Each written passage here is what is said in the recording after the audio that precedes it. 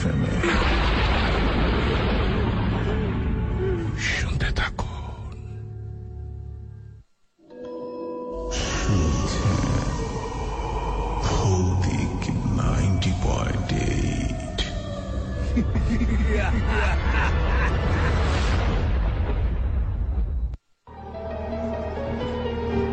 শুনছেন ভৌতিক 90.8। ঠিক হাটে মাঠে ঘাটে গাড়িতে কিংবা বাড়িতে যে যেখান থেকে টিউন করে আছেন সবাইকে স্বাগতম জানাচ্ছি 90.8 FM এ। সময়টা হচ্ছে রাত 11টা বেজে 59 রাত 2টো পর্যন্ত আর যে কনক এবং ফিরোজ খান আপনার সাথে থাকবে। আপনি আমাদেরকে লিখবেন, আপনার কথাবার্তাগুলো মন্তব্য জানাবেন, বিকজ আমরা ভৌতিক এবং হরর গল্পগুলো আপনার সামনে উপস্থাপন করার চেষ্টা করব এবং কোন ঘটনাটা সত্য, কোন ঘটনাটা মিথ্যা, কোনটা বিশ্বাসযোগ্য, কোনটা একেবারে বিশ্বাসযোগ্য নয়, সেই কথাবার্তাগুলো আমাদেরকে লিখে আপনি চাইলে ফেসবুকে জয়েন করতে পারেন। রয়েছে ফেসবুক মাধ্যম which is facebook.com/asian radio। সেই ঠিকানায় আপনি আপনার মন্তব্য জানাবেন। এসএমএস এর মাধ্যমে আপনি আপনার মতামত আমাদেরকে লিখে পাঠাতে পারেন। আজকের ভৌতিক আপনার থেকে কেমন লাগছে, গল্পগুলো কেমন লাগছে লিখে পাঠাবেন। লিখেন আপনার মোবাইলের মেসেজ অপশনে গিয়ে প্রথমে টাইপ করুন AR স্পেস আপনার নাম স্পেস আপনার লোকেশন স্পেস আপনার মতামত লিখে আমাদেরকে পাঠিয়ে দিবেন 2323 এই নাম্বারটিতে। আর 2টো পর্যন্ত নিশ্চয়ই আপনাকে ভয় পাওয়ার জন্য অনেক অনেক আপনার চেষ্টা আমরা চালিয়ে যাব। ভয়ঙ্কর কোনো গল্প যদি আপনার কাছে থেকে থাকে তাহলে অফকোর্স আপনি একদম পা ঘুটে মুড়ে বসে থাকবেন না, সেই ঘটনাগুলো আমাদেরকে লিখে আপনি জানান। আমরা চেষ্টা করবো সেটি অনএয়ার করবার জন্য। যদি শুধুমাত্র অন্যান্য স্টেশনে প্রচারিত হয়েছে এমন ঘটনা না হয়ে থাকে কিংবা বিশ্বাসযোগ্য ঘটনা হয়ে থাকে, বলছি আরেকটি বার, এমন ঘটনা আমাদেরকে ইনবক্স করবেন না যে ঘটনা আপনি অলরেডি ইতিমধ্যেই অন্য কোনো স্টেশনে পাঠিয়ে দিয়েছেন। সো আমরা চাই একেবারে ফ্রেশ কিছু ঘটনা, নতুন ঘটনা, যে ঘটনাগুলো প্রতিনিয়ত আমাদের সাথে একের পর এক ঘটেই যাচ্ছে। অনেকগুলো এসএমএস আমরা অলরেডি পেয়ে যাচ্ছি। আপনাদের এই ভালোবাসা হয়তো বা আমাদেরকে অনেক দূর পর্যন্ত এগিয়ে নিয়ে যাবে। শুরুতে একটা আমরা ঘটনা শুনবো। ঘটনা শোনার আগে আরেকটি বার মনে করে দিতে চাই, যদি কোনো ঘটনা আপনার কাছে থেকে থাকে তাহলে আপনি আমাদেরকে ইনবক্স করবেন facebook.com/ভৌতিক90.8 এই অ্যাড্রেসে। এবং যারা যারা সেই অ্যাড্রেসে আমাদেরকে কমেন্ট করছেন তাদেরকে বলছি শুধুমাত্র কমেন্ট করবেন আমাদের এশিয়ান রেডিওর যে ফ্যান পেজ রয়েছে সেই ফ্যান পেজে। শুরুতে আমরা একটা ঘটনা শুনবো, ঘটনা শুনে দেন আবার চলে আসছি আপনার এসএমএস এবং মন্তব্য নিয়ে। যারা যারা রেকর্ড করে ঘটনা পাঠাতে দেন তাদের জন্য একটা অপশন রয়েছে এবং অনেকে কিন্তু পাঠাচ্ছেন। সো আপনারাও চাইলে পাঠাতে পারেন গল্প রেকর্ড করে আমাদের ইমেইল অ্যাড্রেসে। ইমেইল অ্যাড্রেসটি হচ্ছে ভৌতিক908@gmail.com।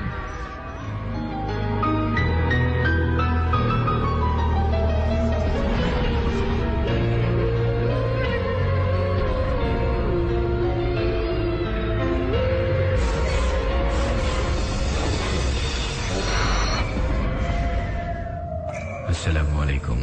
যে ঘটনাটি বলবো তা অনেক বছর আগের, তা আমার দাদুর কাছ থেকে শুনেছি। আমি জানি না এই ঘটনাটি কে কে শুনেছেন। যদি কারো জানা থাকে তার জন্য আমি সরি। দুজন চাচাতো ভাইয়ের ঘটনা। একদিন তাদের কাছে এসে দুজন লোক বলে, ভাই একটা লাশ আছে, আমাদের গ্রামে নিয়ে যেতে হবে। তারা প্রায় রাজি হচ্ছিল না। পরে তাদের বলল, ভাই চলেন, টাকা একটু বেশি দেব। তো তারা রাজি হয়ে গেলেন। তারা আস্তে আস্তে নৌকা বাইতে লাগলো। এক পর্যায়ে অনেক দূর চলে আসলো তারা শুনে সামনের ঘাট থেকে তাদের কেউ একজন ডাকছে, বলে, ভাই আমায় কি একটু নেবেন, আমি সামনের ঘাটে নেমে যাব। নৌকার মাঝি দুজন বলল, ভাই একটা লাশ নিয়ে যাচ্ছি এক গ্রামে, তো তারা যদি আপনাদের নিতে রাজি হয় আমরা আপনায় নিতে পারি। ওই ঘাটে দাঁড়িয়ে থাকা লোকটা বলল, ভাই একটু বিপদে পড়েছি, তাই আমায় নিয়ে যান, অনেক উপকৃত হব। অবশেষে তাকে নিল। অনেক দূর যাওয়ার পর তারা শুনতে পায় খটমটর শব্দ, কেউ যদি হাড় চিবিয়ে খায় ওইরকম একটা শব্দ। মাঝে দুজন বুঝতে পারল যে তাদের সাথে কিছু একটা হচ্ছে, কারণ তারা রাতে নৌকা চালাতো। অনেক সময় অনেক কিছু তাদের দেখতে হতো। তারা ভয়ে ভয়ে নৌকা চালাতে থাকে। পরে যে দুজন লাশ নিয়ে আসে তারাও বুঝতে পারে। মাঝির মাথায় একটা বুদ্ধি আসলো, তারা নৌকা থেকে চলে যাবে। পরে নৌকাটা জায়গায় ফিরিয়ে নৌকার লোকদের বলল, ভাই আপনারা একটু বসেন, আমরা ওই বাড়ি থেকে একটু কাজ সেরে আসি। এ বলে তারা চলে আসলো। কিছুক্ষণ যাবার পর এক দৌড়ে এক বাড়ি থেকে উঠল তারা এবং তাদের সবকিছু বলে এবং নৌকায় দুজনকে বাঁচাতে তারা লোকজন নিয়ে ছুটে আসে। নৌকার কাছে তারা গিয়ে দেখে তাদের নৌকা খালে অর্ধেক পরিমাণ গেড়ে রেখেছে, আর ওই লোক দুজনকে পানির ভেতরে গেড়ে রেখেছে। আর লাশটা পড়ে আছে উপরে, কিন্তু লাশের বিভিন্ন অংশ নেই, খেয়ে ফেলেছে। নৌকা যে দুজন ছিল তারা মারা যায়। ফলে তাদের সাথে কি হয়েছিল তা আর আমরা জানতে পারিনি। পরের দিন সকালে মাঝি দুজন তাদের বাড়িতে চলে আসে এবং ওই রাতে তারা স্বপ্ন দেখেছে কোন একটা ছায়াকৃতির মতো তাদের বলে, তোরা ওই দিন বেঁচে গেলি, তবে কোনো একটা ক্ষতি তোদের করে ছাড়ব। তার ঠিক 1 মাস পরে ঘটল আরেক ঘটনা। মাঝি দুজনের একজন তার বাড়িতে ঘুমিয়েছিল। রাতে যে বাথরুমে যাবার জন্য বের হয়, যাবার সময় তার স্ত্রীকে বলেছিল যে সে বাথরুমে যাবে। তার স্ত্রী খেয়াল করল যে অনেক সময় হয়ে গেল, কিন্তু তার স্বামী ফিরে আসছে না কেন। সে তাকে খুঁজতে বের হলো, কিন্তু কোথাও খুঁজে পেল না। পরে বাথরুমে দেখতে গিয়ে সে চিৎকার দিল এবং অজ্ঞান হয়ে গেল। তার ওই চিৎকার পাশের ঘরের মানুষ শুনে দৌড়ে এসে দেখে সে অজ্ঞান হয়ে পড়ে আছে, আর বাথরুমের কমোডের ভেতরে তার স্বামীর মাথা ঢুকানো রয়েছে। এটা ছিল ঘটনা। আমার নাম তানজিল রহমান তান। আমি বরিশাল বিএম কলেজের একটু পাশেই থাকি।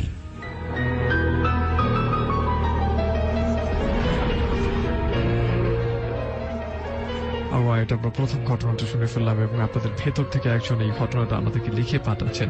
যারা যারা ঘটনা লিখে পাঠাচ্ছেন না এখন পর্যন্ত, আরেকবার বলছি, কোনো ঘটনা যদি থেকে থাকে তাহলে সেটি লিখে ফেলুন এবং আমাদের ফেসবুকের যে ফ্যান পেজ রয়েছে, ভৌতিকের ফ্যান পেজ, সেই ফ্যান পেজে আমাদেরকে ইনবক্স করে দিন। আমরা চেষ্টা করব ঠিক ঘটনাটা ফিরোজ খানের কণ্ঠে এমন করে উপস্থাপন করবার জন্য। ইন দ্য মেইন টাইম আপনাদেরকে বলছি, যাদের ঘটনাগুলো আমাদের কাছে ভালো লাগবে, আমরা অন এয়ারে পাবলিশ করার পরপরই কিন্তু সেই ঘটনা থেকে কিছু কিছু ঘটনা আমরা আমাদের ফ্যান পেজে আপনার রেফারেন্স দিয়ে মাঝে মধ্যে আমরা পোস্ট করবো এবং অলরেডি আমরা সেটা করতে শুরু করেছি। সো আপনার ঘটনাগুলো আমাদেরকে লিখে পাঠান আর SMS করুন, লিখুন AR স্পেস নেম লোকেশন এবং তারপর কথাবার্তা লিখে সেন্ড করুন 2323 এই নাম্বারটা। ফেসবুকে জয়েন করুন facebook.com/hmd2 সেই ঠিকানায়। এবং এই মুহূর্তে যারা আমাদেরকে কমেন্ট করছেন রয়েছেন রাসেল, তিনি আমাদেরকে শুনছেন। জাহিদুল হক লিঙ্কন, তিনি বলছেন অপেক্ষা ছিলাম, শুরু হয়ে গেল ভৌতিক গল্প। আজকে আশা করি ভালো হবে গল্পগুলো। সাথে ছিলাম, আছি এবং থাকবো আপনাদের জন্যই আমাদের ভৌতিক।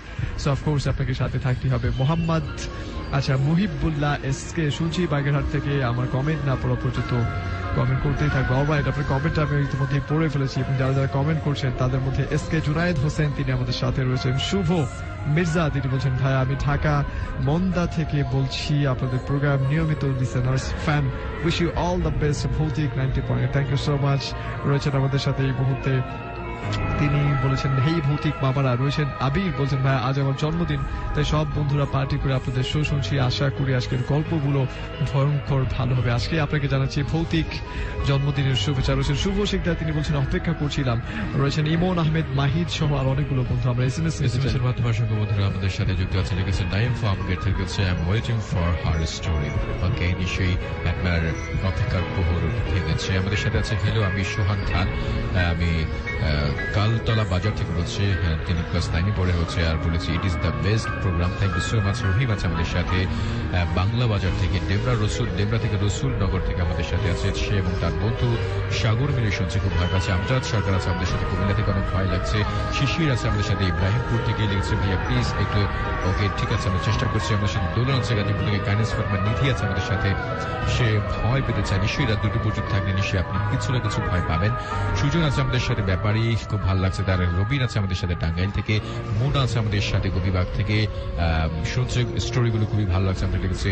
মাইশা আছে, মাইশা তাবাসসুম আছে ঢাকা থেকে আমাদের সাথে শুনছে। ওকে, থ্যাংক ইউ সো মাচ আমাদের সাথে যুক্ত থাকার জন্য। ভৌতিক 90.8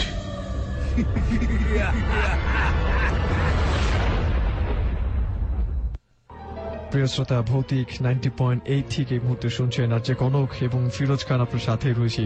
এবং যেমনটা বলেছিলাম, পুরো পৃথিবী ব্যাপী বিভিন্ন ভৌতিক জায়গা রয়েছে, যেসব জায়গার বিভিন্ন এক্সপ্লেনেশন এবং সেই সব জায়গায় মূলত কি হয় সেটা বিভিন্ন এপিসোডে আপনাদের সামনে উপস্থাপন করবার চেষ্টা করেছি। এবং বাংলাদেশের মধ্যে যেসব ভয়ঙ্কর এবং ভৌতিক জায়গা রয়েছে সেসব জায়গার মধ্যে কিছু জায়গা সেটা মিথ হতে পারে, সত্যি মিথ্যা সেরকম কোনো কিছুর বিশ্লেষণ আমি করতে যাব না, বাট কিছু জায়গার এই মুহূর্তের অবস্থান আপনাদের সামনে উপস্থাপন করছি। গানস অফ বরিশাল গুগল লিখে সার্চ দিলেই পেয়ে যাবেন। ব্রিটিশরা বরিশালে আসার সময় নাম ছিল বাকেরগঞ্জ। বাকেরগঞ্জের তৎকালীন ব্রিটিশ সিভিল সার্জন প্রথম ঘটনাটা লিখেছেন। বর্ষা আগার আগে গভীর সাগরের দিক থেকে রহস্যময় কামান দাগার আওয়াজ আসতো। আরেকটি বার বলছি, বর্ষা আসার আগে গভীর সাগরের দিক থেকে রহস্যময় কামান দাগার আওয়াজ আসতো।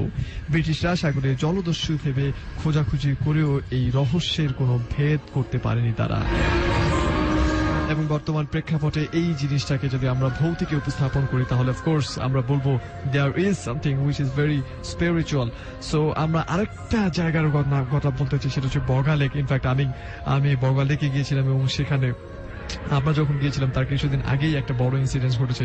সেখানকার পানির মধ্যে কিছু বিশেষ একটা রয়েছে যেটা নামলে আপনি মাঝখান থেকে কিছু একটা টেনে নিয়ে যায়, এবং তারা বলছে যে এটা কি কারণে ঘটছে আমরা জানি না, এবং দ্যাটস ওয়াই বগালকে কিন্তু এখন কিন্তু টোটালি নামা নিষেধ। সো কেওক্রাডং এর আগে রূপসী বগাল একটি অবস্থিত কেওক্রাডং, আমি সেখানে নিজে গিয়ে ঘুরে এসেছি। বম ভাষায় বগা মানে হচ্ছে ড্রাগন।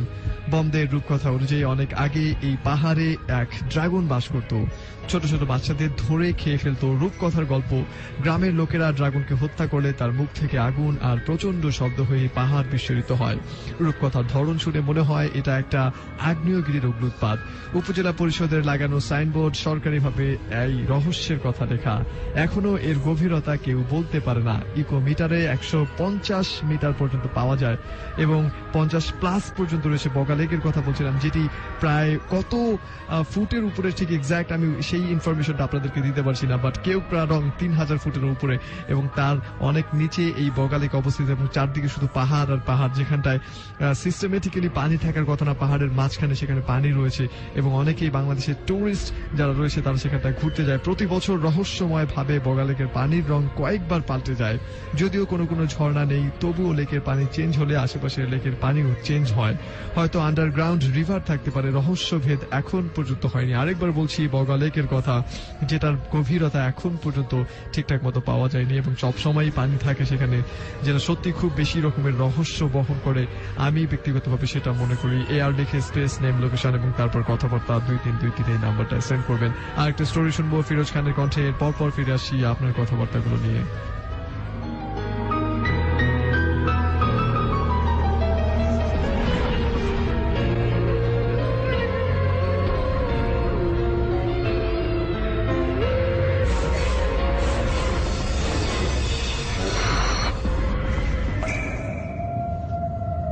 আসসালামু আলাইকুম।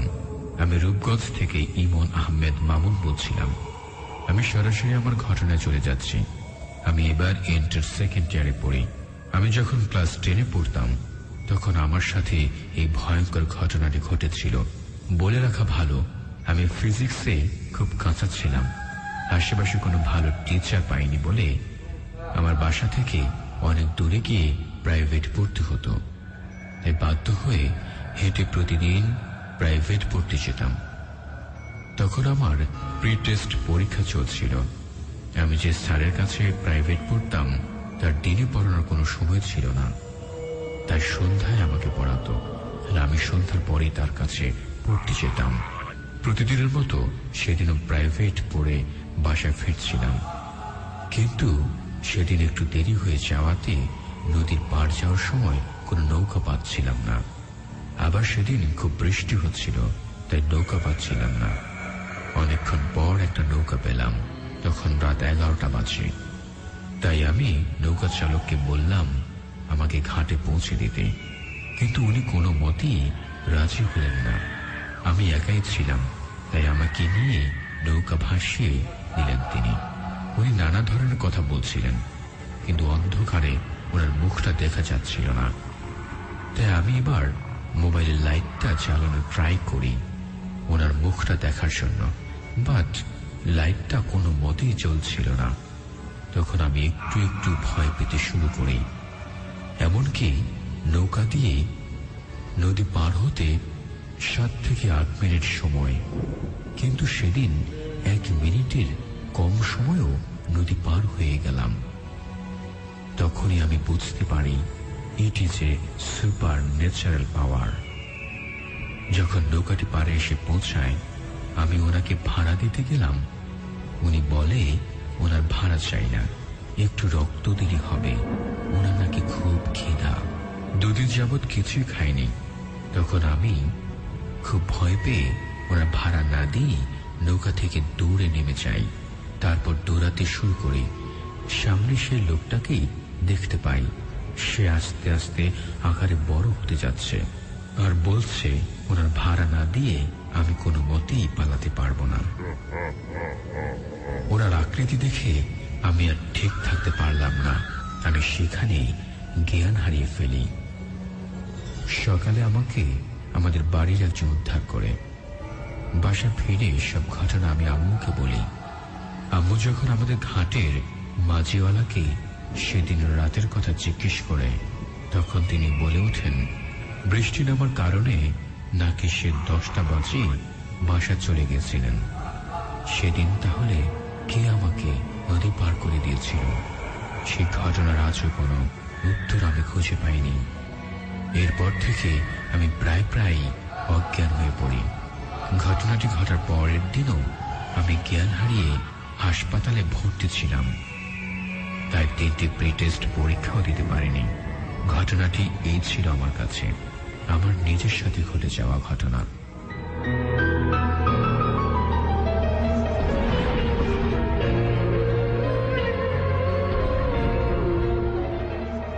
Thank you so much. এমন চমৎকার কিছু ঘটনা আমাদেরকে লিখে পাঠাবো তা নিয়ে সত্যি কোনো প্রশ্ন উঠে না। এলোমেলো ভাবে লেখা ছিল, বাট তারপরে আপনি ঘটনা লিখে পাঠিয়েছেন, সেটার জন্য অসংখ্য থ্যাঙ্কস জানাচ্ছি আপনাকে। যারা এমন করে ঘটনা লিখে পাঠাতে চান তাদেরকে বলছি, চাইলে কিন্তু আমাদের সাথে আপনার সাথে ঘটে যাওয়া কিংবা আপনি জানেন এমন কোনো ঘটনা শেয়ার করে ফেলতে পারেন, এবং সেটার জন্য অবশ্যই আপনাকে টাইপ করে ফেলতে হবে। এরপর আপনাকে যেটা করতে হবে, সেলফোনের মেসেজ অপশনে না, একদম না, ফেসবুকে আমাদের একটি পেজ রয়েছে উইচ ইজ facebook.com/bhautik90.8। সেই পেজে চলে যাবেন এবং সেই পেজে গিয়ে আমাদেরকে ইনবক্স করে দিন। আমরা চেষ্টা করবো সেই ঘটনাটা শোনবার জন্য। এই মুহূর্তে facebook.com/asian radio সেই ঠিকানায় চাইলে আপনি আপনার মন্তব্য জানাতে পারেন। আব্দুল আউয়াল মহাখালী থেকে শুনছি, আপনি হচ্ছেন আউয়াল, নাইস টু মিট ইউ। আপনি আমাদের সাথে থাকুন 2টো পর্যন্ত। ফরহাদুজ্জামান ফরহাদ তিনি বলছেন আর কোনো কমেন্ট করবো না, শুধু শুনতে থাকবেন আপনি। সাদ রহমান মুগ্ধ বলছেন আমি সব সময় শুনি তোমাদেরকে, ধন্যবাদ সাজ মুগ্ধ। এগেন আমাদেরকে টেক্সট করেছেন ইমন আহমেদ মামুন, তিনি আমাদেরকে এই মুহূর্তে কমেন্ট করেছেন, রয়েছেন আমার সাথে।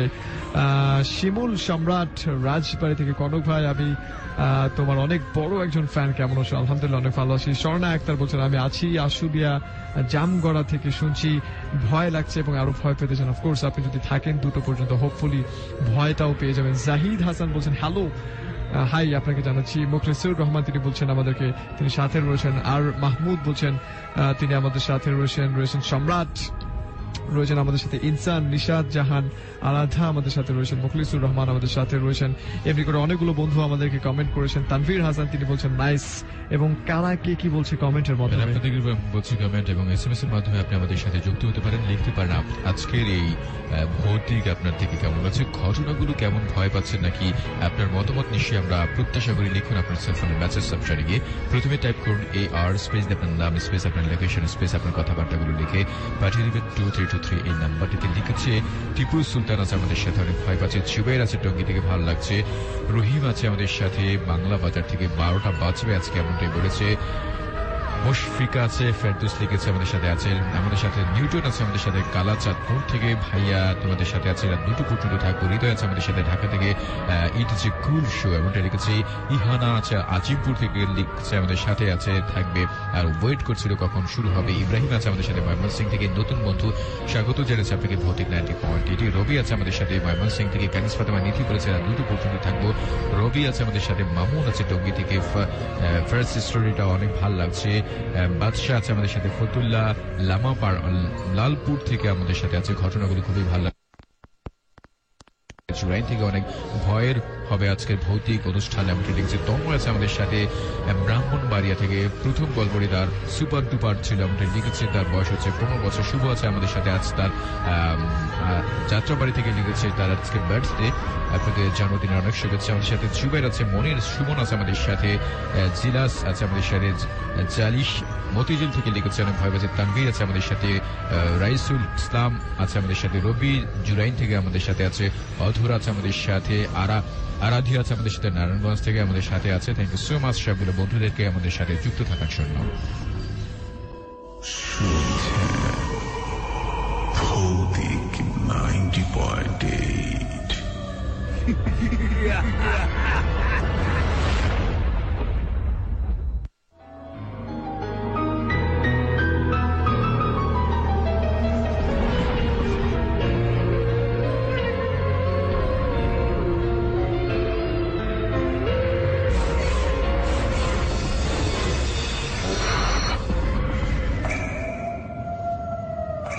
আসসালামু আলাইকুম।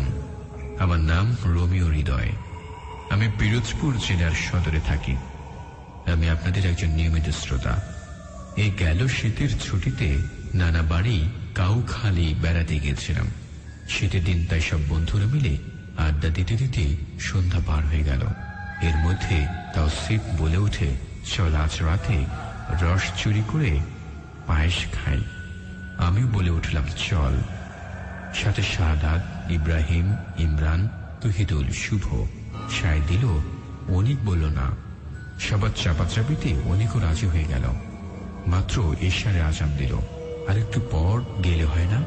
অনিক বলে উঠল, ঠিক আমরা রাত 12টার পর এখান থেকে রওনা শুরু করব। তাওসিফ বলল। তাওসিফের সাথে আমরা সবাই সায় দিলাম। রাত 12টা পর্যন্ত সবাই খুব হাসি খুশি সময় কাটালাম, মানে আড্ডা দিয়ে কাটালাম। রাত 12টার পর শাহাদাত ওদের বাড়ি থেকে 2টা কলস আনলো। আমাদের প্ল্যান ছিল আমরা পাশের এক হিন্দু বাড়ির বাগানে যাব। সে কথা সেই কাজ। এখানে বলে রাখা ভালো যে আমরা যেখানে যাচ্ছি সেটা খুব ভয়ঙ্কর জায়গা। রাতে পাহারাদার থাকে। এর আগেও রস চুরি করতে গিয়ে 2জন ধরা খেলে হাত কেটে দিয়েছিল পাহারাদার। আমরা সবাই বিভিন্ন ভাগ ভাগ হয়ে গেলাম। ঠিক করলো আমি গাছে উঠতে পারি না, আর তাওসিফ দৌড়াতে পারে না। তাই আমাদের বাগানের কাছে মাঠের মাঝখানে একটা তাল গাছ ছিল। তার একটু পাশে একটা ডুমুর গাছ আছে। তার নিচে বসে থাকতে বলল। অনিকার শাহাদাত রান্নার ব্যবস্থা করতে লাগলো। ওরা রস আনতে বাগানে গেছে। অনেকক্ষণ হয়েছে, আর আমরা টেনশনে করছি যদি ওদের কিছু হয়ে যায়। এর মধ্যে তাওসিফ কি মনে করে যেন তাল গাছের উপর দিকে তাকালেন। তাকিয়ে ও আমাকে ঠেলা দিয়ে বললেন। আমি রাগ হয়ে ওকে বললাম, কি হয়েছে? মামা, ওই যে গাছের মাথায় কি দেখা যায় ওটা? আমি বললাম, গাছের মালিক হতে পারে, চুপ করে থাকো। তাওসিফ আর আমি চুপ করে রইলাম। এক পর্যায়ে দেখি সাদা রঙের একটা জিনিস গাছ বেয়ে নিচে নামতেছে। সেটার কোনো মাথা নেই, আগা মাথা কিছুই নেই। ঠিক দেখতে একটা বালির বস্তার মতো। গাছ থেকে নেমে সাদা রঙের বস্তাটি আমাদের দিকে এগিয়ে আসছে। দেখে তাওসিফ একটা ঢিল ছুঁড়ে মারল। কিন্তু ঢিল সে মারল, কারে মারল কিছুই দেখলাম না। এ দেখে এবার আমি খুব ভয় পেয়ে উঠলাম। পাশে চেয়ে দেখি ফুল গাছটায় আগুন ধরে গেছে। তাওসিফ দৌড়া বলে দৌড় দিল। ওর পেছনে পেছনে আমিও দৌড় দিলাম। দৌড়াচ্ছি আর মনে হচ্ছিল যে পেছনে সব ভেঙে চলে যাচ্ছে।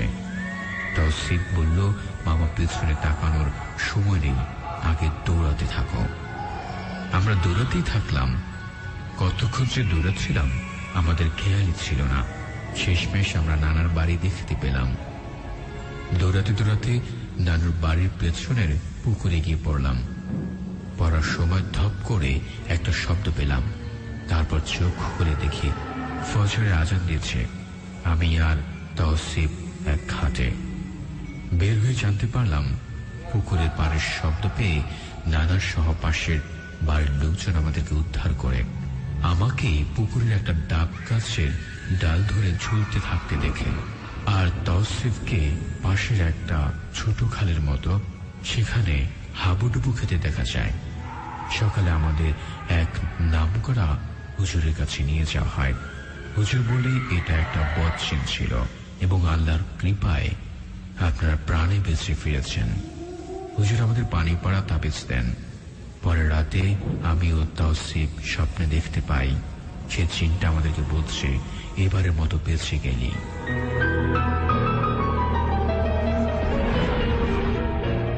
অলরাইট, অ্যামেজিং একটা গল্প আমরা শুনে ফেললাম। এরকম করে গল্প যদি আপনি পাঠাতে চান তাহলে অবশ্যই গল্পটা লিখে আমাদের ফেসবুকের ফ্যান পেজ ইনবক্স করে দিন।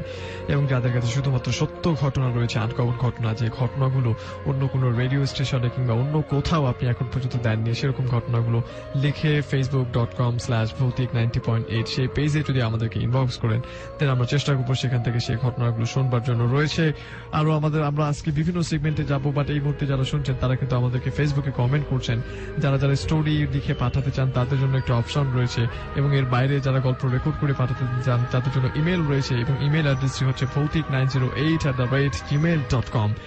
SMS মাধ্যমে লিখুন AR স্পেস নেম, লোকেশন এবং কথাবার্তা সেন্ড করুন 2323 এই নাম্বারটা। স্টেশনে এসে সরাসরি গল্প বলতে চাইলে অবশ্যই সেলফোনের মেসেজ অপশনে গিয়ে লিখে ফেলুন AR স্পেস দিয়ে লিখতে হবে B90.8 আরটি স্পেস আপনার নেম এবং সেলফোন নাম্বার লিখে সেন্ড করবেন 2323 এই নাম্বারটায়। শেখ রাতুল ওফি তিনি বলছেন, ভাই আমি ঢাকা শনির আখড়া থেকে শুনছি, খুব ভয় লাগছে। থ্যাংক ইউ সো মাচ ভাই, এত সুন্দর একটা শো করবার জন্য। রয়েছেন আমাদের সাথে এই মুহূর্তে শাইমুল সম্রাট, অর্ণব রাহা তিনি বলছেন খুব ভয় পাচ্ছি। রয়েছেন আমাদের সাথে ইমরান হোসেন, তিনি বলছেন শুনছি আপনাদেরকে। কাজী এমডি আরাফাত আমাদের সাথে রয়েছেন, জহির হক লিঙ্কন আমাদের সাথে রয়েছেন। এবং যারা শুনছেন তারা কিন্তু চাইলেই কিন্তু আমাদের এই ফেসবুকের পোস্টে কমেন্ট করে তারপর শেয়ার করে দিতে পারেন, যাতে আপনার বন্ধুরা মিস না করে ফেলে। সো শেয়ারটা আপনি করে দিন, আপনাকে দিয়ে শুরু হলে হয়তো অনেকেই করে ফেলবে। আমরা বেশ কিছু SMS নিতে চাই। অনেকে আমাদের কাছে SMS হয়েছে, যেমন রবিন লিখেছে গাজীপুর থেকে, খুব ভালো লাগছে। শফিন রহমান মাহি আছে আমাদের সাথে মিরপুর 1 নম্বর থেকে, আমাদের সাথে আছে, থাকবে ঠিক রাত 2টো পর্যন্ত। লিখেছে সুজন ব্যাপারী আছে আমাদের সাথে। তাজকিরা ঢাকা থেকে আমাদের সাথে আছে, সে শুনছে খুব ভয় পাচ্ছে, বলছে I really love this show.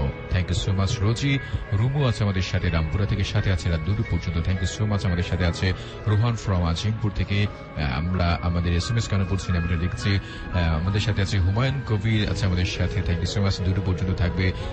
জানতে চাচ্ছে আমরা কেমন আছি, আমরা দুজনই অনেক ভালো আছি। নাদিম আছে আমাদের সাথে ঢাকা থেকে, গল্পগুলো খুবই সুন্দর আমাদের লিখেছে। শাহান আছে আমাদের সাথে, শাহান ঘাট থেকে আমাদের সাথে লিখছে। মুখ পাড়া থেকে Biswajit, okay thank you so much. Mymensingh থেকে আমাদের সাথে আছে মাহবুব, গল্পগুলো খুব ভালো লাগছে। আমাদের শাকিল আছে আমাদের সাথে, আর যে রিমু আছে আমাদের সাথে, হাই ব্রাদার শুনছি তোমাদেরকে, thank you so much. Shakil আছে আমাদের সাথে মিরপুর 1 নম্বর থেকে। জেমস আছে নারায়ণগঞ্জ থেকে, আই লাভ দিস শো এমনটা লিখছে। থ্যাংক ইউ সো মাচ আমাদের সাথে যুক্ত থাকার জন্য। And of course, বাংলাদেশে যেসব ভয়ঙ্কর জায়গা রয়েছে, যেসব জায়গার মধ্যে কোথাও না কোথাও কোনো না কোনো ভাবে কিছু রহস্য খুঁজে পাওয়া যায়, এমন একটি জায়গা হচ্ছে চিকন কালা, নেফিউ পাড়া এটাকে বলা হয়ে থাকে। মুরুং গ্রামটা বাংলাদেশের বার্মা নো ম্যানস ল্যান্ডে অবস্থিত।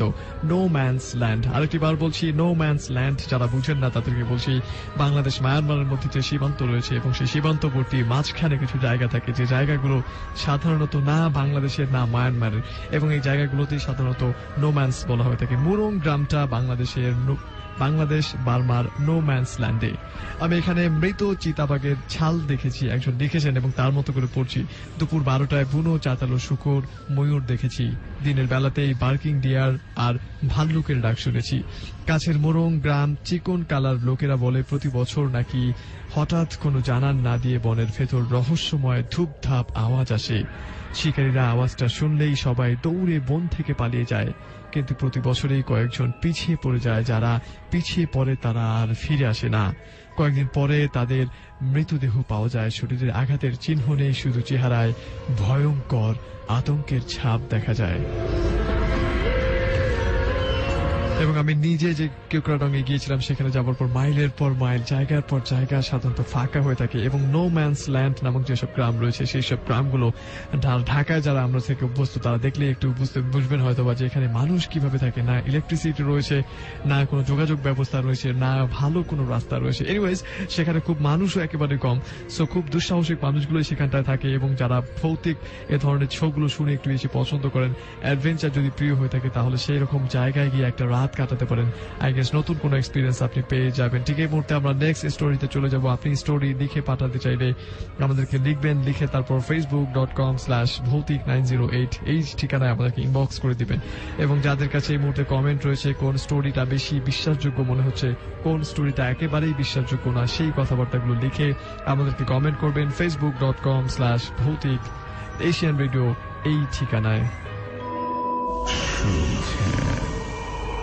ভৌতিক 90.8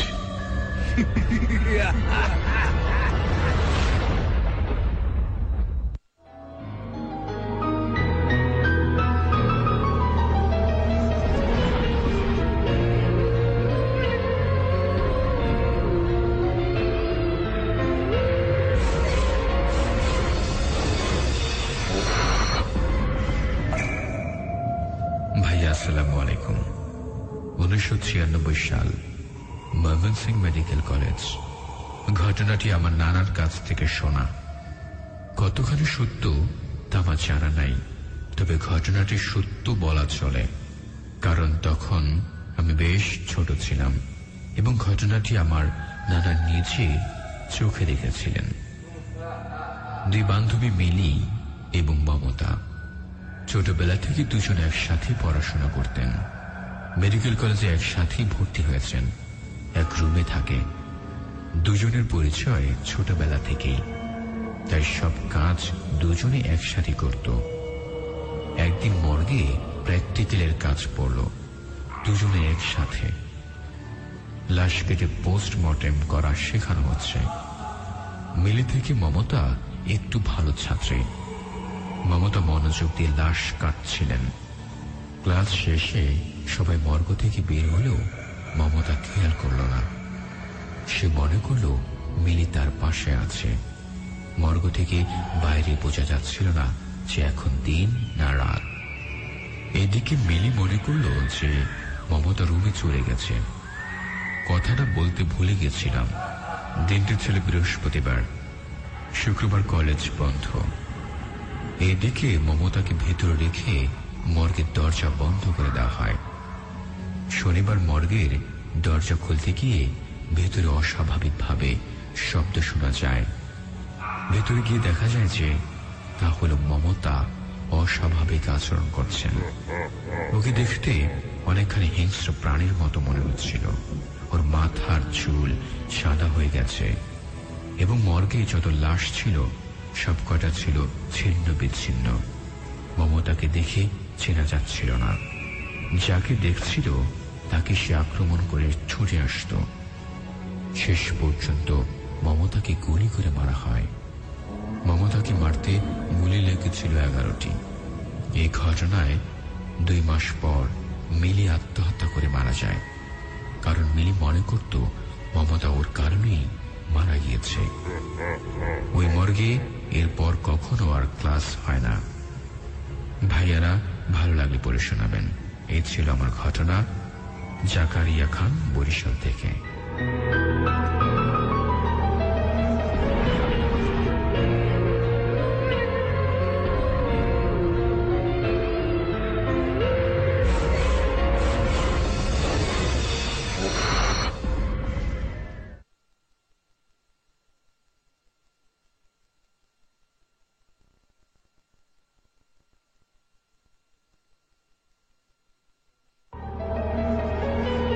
জাকারিয়া খানকে ধন্যবাদ আমাদের কিরকম গল্প লিখে পাঠাবার জন্য।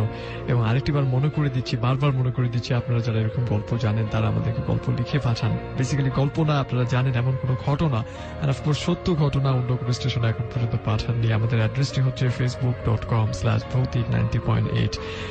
SMS মাধ্যমে জয়েন করবেন। আর এর বাইরে ফাঁকে ফাঁকে চাইলে কিন্তু ফেসবুকে যারা সার্ফিং করছেন, সার্ফিং করতে করতে আপনার গল্পগুলো শুনছেন, শুনতে শুনতে আমাদেরকে চাইলে আপনার মন্তব্য জানাতে পারেন facebook.com/asian radio সেই ঠিকানায়। সেখানে শুরুতেই আপনি একটি পোস্ট পেয়ে যাবেন, যে পোস্টটি আজকের ভৌতিকের পোস্ট, ঠিক রাত 12টায় পোস্ট করা হয়েছে, এবং সেই পোস্টটি চাইলে আপনি শেয়ার করবেন যাতে করে আপনার বন্ধুরা মিস না করে ফেলে, এবং কমেন্ট করুন। আমরা চেষ্টা করবো সেটি অন এয়ার করবার জন্য। ঠিক এই মুহূর্তে কারা কারা রয়েছেন আমাদের সাথে সেই কমেন্টগুলো পড়তে পড়তে আমরা শুরুতেই আমরা বেশ কিছু SMS এর মাধ্যমে আপনি লিখতে পারেন আপনার মতামত। লিখুন আপনার সেলফোনের মেসেজ অপশনে গিয়ে প্রথমে টাইপ করুন AR স্পেস দিয়ে আপনার নাম স্পেস আপনার লোকেশন স্পেস আপনার কথা লিখে আমাদেরকে পাঠিয়ে দিবেন 2323 এই নাম্বারটিতে। ফয়সাল আছে আমাদের সাথে তেজস্ক্রিপাড়া থেকে, ঢাকা থেকে লিখছে, অনেক ভয় লাগছে তার, প্লিজ তার এসএমএসটি করার জন্য অনেক অনুরোধ করেছে। Thank you so much.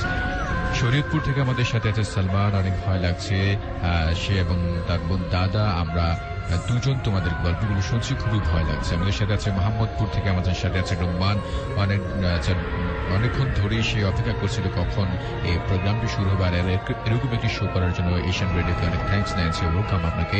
আমাদের সাথে আছে সুহান, সুনীল আছে ময়মনসিং থেকে আছে আমাদের সাথে, প্রথম শুনছে, স্বাগত জানাচ্ছে আপনাকে ভৌতিক 90.8-এ। সোহেল আছে আমাদের সাথে কামরাঙ্গীর চর থেকে, আজকের ঘটনাগুলো অনেক নাইস, অনেক ভালো লাগছে। জুবাইন থেকে আমাদের সাথে আছে মহিউদ্দিন হুসাইন, টুডে শোটা অনেক নাইস হবে, আমরা প্রত্যাশা করছি। সে জাকির আছে আমাদের সাথে রায়ের বাজার থেকে, থ্যাংক ইউ সো মাচ।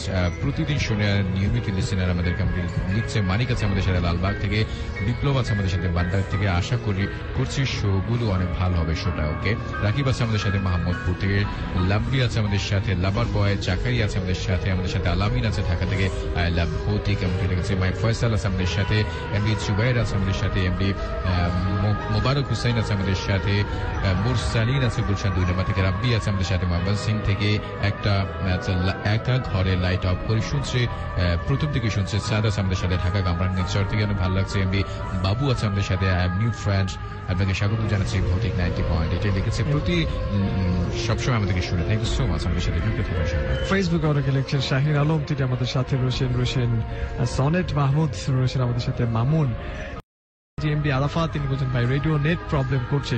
আমার রেডিও যদি নেট প্রবলেম করে থাকে আপনি মনে একটু দূর থেকে শুনছেন, 4.5 কোটির বাইরে রয়েছেন, দ্যাটস ওয়াই এমনটা হচ্ছে। রয়েছেন মেহেদি হাসান আর্ট, অনেক ভয় লাগছে ভাইয়া, আব্বুর সাথে শুনছি ভয় কাটানো, আচ্ছা কাথুর হয়ে গেছেন এমনটা আপনি লিখেছেন। রয়েছেন আর যে রাজীব বলছে আমার কমেন্ট কেন পড়া হয় না। রিমজিম বলছেন কনক ভাই আমি তোমাকে দেখেছিলাম স্টুডিওতে, তুমি আচ্ছা অনেকে থ্যাংক ইউ। আর রয়েছেন আমাদের সাথে ঠিক এই মুহূর্তে মান্ডা থেকে বলছি, ফোর্থ স্টোরিটা অনেক বেশি জোশ ছিল এবং আপনিও ভয় পেতে চান, আবার যেহেতু ভয় পেতে চান সো নেক্সট আমরা আরেকটা গল্প শুনবো। সে গল্প না, মূলত আরেকটা ঘটনা শুনবো ফিরোজ খানের কণ্ঠে, এবং এরকম ঘটনা আপনার কাছে জানা থাকলে সেই ঘটনা আমাদেরকে লিখে পাঠাবেন, এবং যাদের যাদের কমেন্ট পড়ে ফেলাম হোপফুলি তারা একটু শেয়ার করে দিবেন আমাদের পোস্টটা, যাতে সবাই জেনে ফেলে যে আমাদের ভৌতিক শোটা হচ্ছে। So here we go for the next story. ভৌতিক 90.8।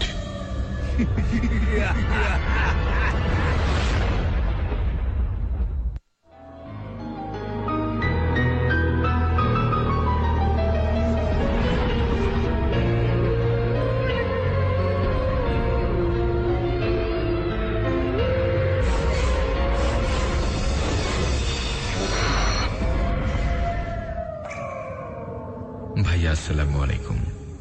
আমি শেরপুরের পাহাড়ি অঞ্চলে যাই। শেরপুরের জেলার পাহাড়ি অঞ্চলে একটি ক্যাম্প আছে। সেখানকার লোকমুখে শোনা যায় রাতের বেলা সেখানে এক পাল ছাগল ঘুরে বেড়াতে দেখা যায়। কেউ যদি ওই ছাগলের পালের একটি ছাগল দেখে ফেলে তার নাকি মৃত্যু ঘটে। যাই হোক, ওই গুজবের কারণে কেউ জঙ্গলের কাছে যেতে চাইত না।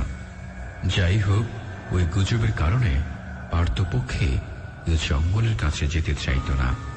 আর রাতের বেলা তো নয়, কারণ রাতের বেলায় শুকুরের পাল খাবার খুঁজতে বের হয়। ক্যাম্পে একজন নতুন সদস্য এসেছিল। সে ছিল খুবই জেদি আর একরোখা।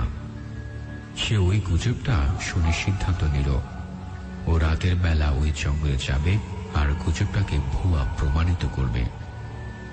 সবার নিষেধ উপেক্ষা করে ওই রাতে ওই সদস্য জঙ্গলের ভেতরে ঢুকল। প্রচন্ড আত্মবিশ্বাস আর সাহসের সাথে জঙ্গলের ভেতর থেকে আরো গভীরে সে চলে যেতে লাগলো। সে হঠাৎ খস খস করে বুনো ঝোপের ভেতর থেকে শব্দ আসছে শুনতে পেল। সদস্য তার হাতের টর্চ দিয়ে ঝোপে আলো ফেলে তাকে চমক দিয়ে একটা ছাগল চোখের সামনে দিয়ে দৌড়ে পালিয়ে গেল। ব্যাপারটা ভয়ের কিছুই নেই, কিন্তু তখনই ওই সদস্যের আত্মবিশ্বাস চুরমার হয়ে গেল। তার সাহসের স্থানে চেপে বসল ভয়। সদস্য আর দাঁড়িয়ে থাকতে পারল না, সমস্ত শক্তি দিয়ে দৌড়াতে লাগলো। ক্যাম্পের নিশানা ভুলে গেল। তার পেছনে তাড়া করতে লাগলো খস খস শব্দ। সদস্য দৌড়াতে দৌড়াতে একটা লেকের ধারে এসে পৌঁছালো। কিনারে একটা নৌকা বাঁধা ছিল। সদস্যের মনে হলো ওই নৌকাটাই তাকে বাঁচাতে পারবে। সে নৌকায় উঠে বসল। নৌকা নিয়ে লেকের মাঝামাঝি চলে এলো। সে ঠিক করল ভোর না হওয়া পর্যন্ত এক চুলও এখান থেকে নড়বে না। কিছু সময় কেটে গেল। হঠাৎ জঙ্গলে আবার খস খস শব্দ। সদস্য ভীত চোখে তাকিয়ে থাকতে লাগলো। যেখান থেকে যে খস খস শব্দটি আসছে সেখানে জঙ্গলের ভেতর থেকে সাদা একটা পোশাক পরা একটা মেয়ে বের হয়ে এলো। মেয়েটার মুখে ছিল নিষ্ঠুর হাসি, চোখে ছিল অপলক মায়া। সদস্যটা ধূমপান করত। তার পকেটে ছিল একটা পুরো প্যাকেট আর ম্যাচ। সে শুনেছিল যে আগুন ধরলে নাকি এসব জিনিস কোনো ক্ষতি করতে পারে না, কাছেও আসতে পারে না। তাই সে সিগারেট ধরালো। হঠাৎ মেয়েটা রক্তহীন করা একটা অট্টহাসি দিয়ে বলে, কতক্ষণ সিগারেট খাবি? আগুন তো নিভে যাবে, আলো তো এক সময় শেষ হবে, তখন আর বাঁচবি না। সদস্য থর থর করে কাঁপতে লাগলো। চেইন স্মোকারের মতো একটা সিগারেট শেষ না হতেই আরেকটা ধরাতে লাগলো। তার উদ্দেশ্য ছিল কিছুতেই যাতে আগুন নিভে না যায়। কিন্তু এভাবে আর কতক্ষণ? সিগারেট শেষ হয়ে গেল। এখন উপায়? ম্যাচে অনেক কাঠি ছিল। সদস্য ওইগুলি একটা পর একটা চালাতে লাগলো। মেয়েটা লেকের তীরে ঠায় দাঁড়িয়েছিল। একজন বাঁচার অপেক্ষা, আরেকজনের মারার। পূর্ব আকাশ ফর্সা হয়ে দিগন্তে বাতাসে ভেসে এলো আল্লাহু আকবার, আল্লাহু আকবার। ফজরের আজান। লেকের পানি ভোরের তাজা স্নিগ্ধ বাতাসে ঢেউ খেলতে লাগলো। জঙ্গলে একটা থমথমে বিরাজ। জীবন মৃত্যুর সন্নিকটে দাঁড়িয়ে এই মানুষ, আরেকজন অশরীরী। মেয়েটা চলে যেতে প্রস্তুত হলো। হঠাৎ থেমে দাঁড়ালো। ধীরে ধীরে মুখটা লেকে ফিরালো। ঠোঁটের নিষ্ঠুর হাসি ফুটিয়ে বলল, এবারের মতো বেঁচে গেলি, পরের বার আর বাঁচতে পারবি না। সদস্যের চোখের সামনে মেয়েটা অদৃশ্য হয়ে গেল। চোখে অপলক মায়া, কিন্তু গভীর এক দুঃখবোধ। সদস্য সূর্য না ওঠা পর্যন্ত লেকের পানিতে ছিল। তারপর নৌকা নিয়ে জঙ্গলের দিকে না এসে ঘুরে পথে অনেক কষ্টে ক্যাম্প চিনতে পারল। তার আত্মবিশ্বাস আর সাহসে কিছুই আর অবশিষ্ট ছিল না। পরে তার আর কোনো ক্ষতি হয়নি। সে প্রাণে বেঁচে যায়। ভাইয়া, এই ছিল আমার ঘটনা। ভালো লাগলে পড়ে শোনাবেন।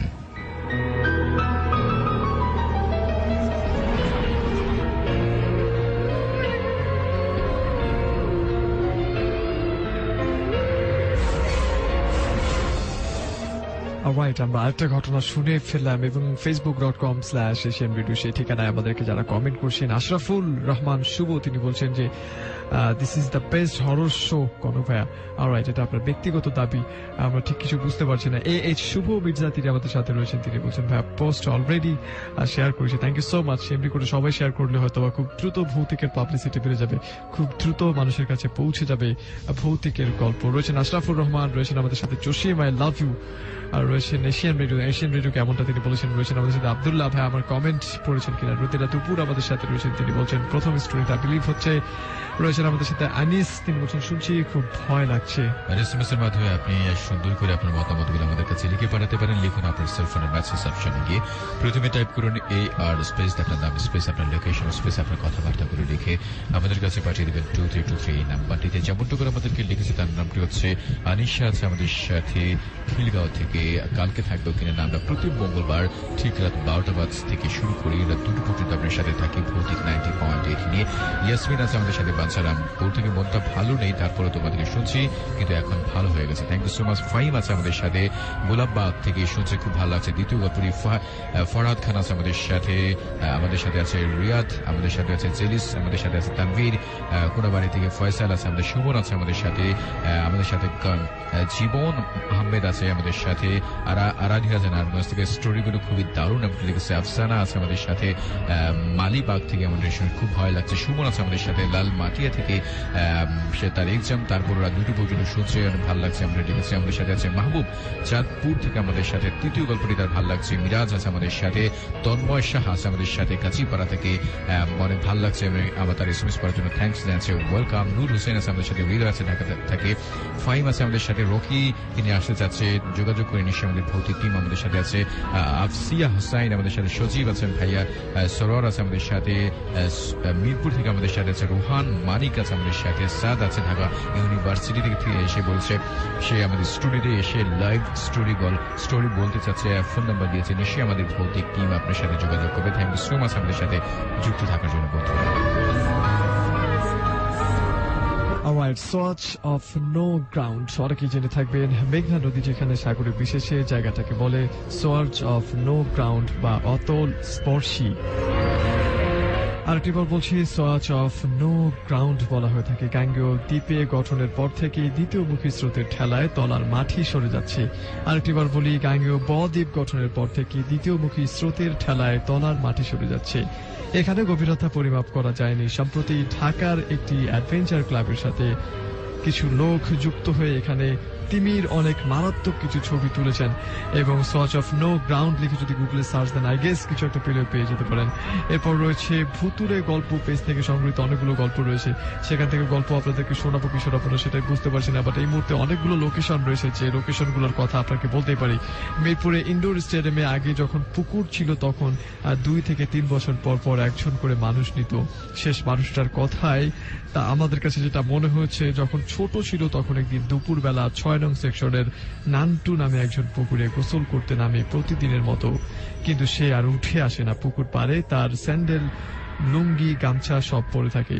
এদিকে তার মা তার খোঁজে পুকুরে আসে, সবাই বলে দেখছিলাম ও তো গোসল করতে এসেছিল ইত্যাদি ইত্যাদি। তখন ওই পুকুরে আশেপাশের অনেক মানুষ গোসল করত। তারপর কত ডুবুরি কত মানুষ পুকুরে তন্ন তন্ন করে খুঁজলো, কিন্তু নান্টু মিয়াকে আর খুঁজে পেল না। তারপর 24 ঘন্টা পর তার লাশ ভেসে উঠেছিল, কোন রকম কিছুই হচ্ছিল না লাশের শরীরে। সবাই বলছিল শেকলে নিয়ে গিয়েছিল স্টেডিয়ামে বানাবার সময় নাকি অনেক সমস্যা হয়েছিল, তখন শুনেছিলাম। এই ধরনের ঘটনা কিন্তু আমরা গ্রামের দিকে প্রচুর শুনতে পাই। বেশ কিছু পুকুর রয়েছে যে পুকুরে প্রায় প্রতি বছর কেউ না কেউ গোসল করতে নেমে সাধারণত মৃত্যুবরণ করছে, যেটা কোনো মৃত্যু যেখানটায় হবার কথা না, এরকম ঘটনা প্রায় ঘটে থাকে এবং যেগুলো সত্যি কোনো বর্ণনা নেই। এখন পর্যন্ত গ্রামে এরকম অনেক ভয়ঙ্কর পুকুর রয়েছে যেসব পুকুরে প্রায় কেউ না কেউ মরে যাচ্ছে, কেউ না কেউ নিজেকে হারিয়ে ফেলছে, কেউ না কেউ তাদের আত্মীয় স্বজনকে হারিয়ে ফেলেছে। ইনফ্যাক্ট যেসব ছোটখাটো বিল রয়েছে সেসব বিলের পাশ দিয়ে যখন কোনো ব্রিজ কিংবা কোনো কনস্ট্রাকশন বানাতে যাচ্ছে, সেই কনস্ট্রাকশন বানাতে গিয়ে কনস্ট্রাকশনের কেউ না কেউ সেখানে আহত হচ্ছে, নিহত হচ্ছে। ইনফ্যাক্ট যারা এখানে কাজ করে সেখানে তারা স্বপ্নে দেখছে যে সেখানে যদি আমাকে মাথা না দেওয়া হয় 40টা 50টা 10টা কিংবা 20টা, তাহলে হয়তো সেই ব্রিজটা তৈরি হবে না। এই ধরনের ঘটনাগুলো প্রচলিত ঘটনা এবং যারা গ্রাম থেকে ঢাকায় এসেছেন তারা অনেকে এই ঘটনাগুলো জেনে থাকেন। এনিওয়েজ, আপনি বিশ্বাস করবেন কি করবেন না সেটা আপনার ব্যক্তিগত ব্যাপার। আমরা এই মুহূর্তে আর কোনো কথা বলবো না। আমাদের ফেসবুক মাধ্যমে জয়েন করুন, লিখুন facebook.com/asianradio, সেই ঠিকানা আপনার মন্তব্য SMS করুন, লিখুন AR স্পেস নেম লোকেশন এবং কথাবার্তা সেন্ড করুন 2323 এই নাম্বারটা। আমরা আরেকটা স্টোরি শুনবো, স্টোরির পর ফিরছি একজন শ্রোতাকে নিয়ে।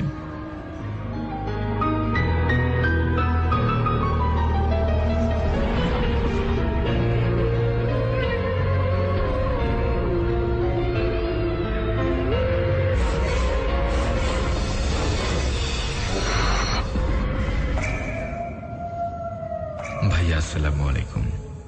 আমি তৌফিক ওমর সচিব, রাজবাড়ী জেলার কাজীবাধা গ্রাম থেকে বলছি। আমাদের অনেক পুরনো একটা পুকুর আছে, সেটি মোল্লার পুকুরের নামে পরিচিত। ওই পুকুরটি নিয়ে অনেক বদনামা রয়েছে। লোকমুখে শোনা যেত যে ওই পুকুরের পাশে নাকি অনেক অশরীরী জিনিস থাকে। সন্ধ্যার পরে সেই পথে দিয়ে কেউ কখনো যাতায়াত করত না। বিভিন্ন সময় বিভিন্ন রকমের কথা প্রচলিত ছিল সেই পুকুরকে ঘিরে। পুকুর পাড়ে অনেক ঝোপঝাপ ছিল। এটি অনেক বছর আগের ঘটনা। পুকুর পাড়ের এক কৃষক তার বড় বড় দুটো মহিষকে গোসল করানোর জন্য পুকুরে নামায়। সে একা গোসল করাতে সমস্যা হবে বলে সে তার ছেলেকে ডাকতে বাড়িতে যায়। ফিরে এসে তারা দেখে তাদের মহিষ দুটি আর পুকুরে নেই। তারা সারা খোঁজাখুঁজি করে, কিন্তু কোথাও পাওয়া যায়নি। অবশেষে মহিষ দুটির মরদেহ বিকেলের দিকে পুকুরে ভেসে ওঠে। অন্য আরেক দিনের ঘটনা, আমাদের বংশের একটা মেয়ে সাঁতার জানা সত্ত্বেও গোসল করতে গিয়ে তাকে আর খুঁজে পাওয়া যাচ্ছিল না। সে মেয়েটির মৃতদেহটিও সন্ধ্যার পর ওই পুকুরে ভেসে ওঠে। পুকুর পাড়ের মামুন ভাইয়ের বড় মেয়েটিও পুকুরে ডুবে মারা যায়। 2011 সালের কুরবানির ঈদের নামাজ শেষে এসে দেখি অনেক লোক পুকুরে নেমে কি যেন খোঁজাখুঁজি করছে। অবশেষে শাহিদা ফুপুর লাশ মাছ পুকুর থেকে তোলা হয়। আমাদের এলাকার নীলু চাচার স্ত্রীকে স্বপ্নে কে বা কারা যেন বলছে, তুই পূর্ণিমার রাতে দুইটা ডাব নিয়ে পুকুরের পূর্ব পাশের সিঁড়ির ঘাটে রেখে একটা সোনার কলস নিয়ে যাবি, তুই লালে লাল হয়ে যাবি। কিন্তু তুই কথাটা কাউকে বললে তোর ক্ষতি হবে। কিন্তু মহিলাটি রাতের স্বপ্নের কথা সবাইকে বলে দেয়। পরের দিন মহিলাটি ঘুম থেকে উঠে দেখে তার মাথায় কোনো চুল নেই। পরে আমাদের মসজিদের ইমাম সাহেবকে সে কথা বলে। তিনি বলেন, রাতে যারা ওই মহিলাটির কাছে দুটি ডাব দিয়ে সোনার কলস আনতে বলেছিল তারা ছিল ওই পুকুরের কিছু খারাপ জিন। আর মহিলাটি যদি ওই ডাব দুটি দিয়ে সোনার কলস নিয়ে আসতো, তাহলে তার যে দুটি ছেলে মেয়ে ছিল তারা সেদিন রাতেই মারা যেত। ওই পুকুরকে নিয়ে আরো ঘটনা আছে, পরে লিখে পাঠাবো। খোদা হাফেজ।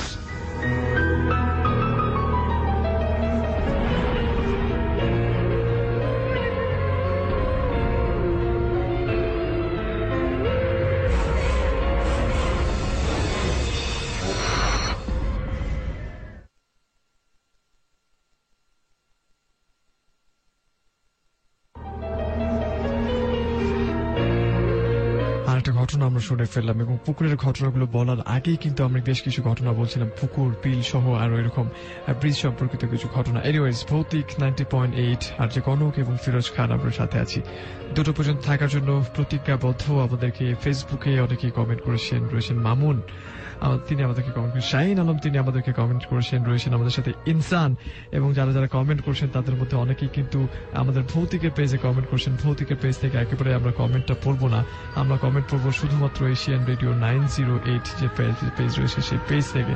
সো আপনারা কমেন্টগুলো সেখানটায় পাঠান, এবং যারা যারা গল্প লিখছেন তারা গল্প লিখে পাঠান শুধুমাত্র ভৌতিক 908 সেই ঠিকানায়। রয়েছেন আমাদের সাথে রাজান, তিনি বলছেন ভাই আমার কমেন্ট পড়া হচ্ছে না, একই কমপ্লেন বারবার। সালাউদ্দিন আহমেদ, তিনি বলছেন ভাই তোমরা এত ভালো কেন? অলরাইট, আচ্ছা, সিরিয়াসলি থ্যাংক ইউ। রয়েছেন আমাদের সাথে ইমরান হোসেন, শুনছি আপনাদেরকে, সাথেই থাকুন। রয়েছেন আমাদের সাথে কাজী এমডি আরাফাত, তিনি আমাদেরকে শুনছেন। ফিরোজ ভাই, আমি বারমুডা ট্রায়াঙ্গেল সম্পর্কে অনেক কিছু জানতে পারলাম ইউটিউব থেকে, থ্যাংক ইউ ভাইয়া।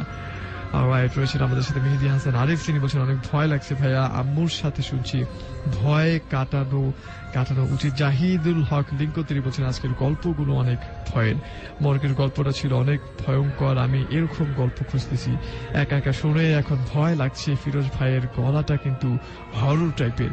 ইয়েস, অবশ্যই কথা। বন্ধু সজীব, তিনি বলছেন হেই ভাই, আমি সজীব নবীনগর থেকে শুনছি, আমি এখন কবরস্থানের পাশে বসে শুনছি, আমার রুম থেকে কবরস্থান মাত্র 10 ফিট। আই গেস এই মানুষটা সব থেকে বেশি ভৌতিক ফিলিং গুলো এই মুহূর্তে ফিল করতে পারছে। আমরা বেশ কিছু SMS পড়তে চাই।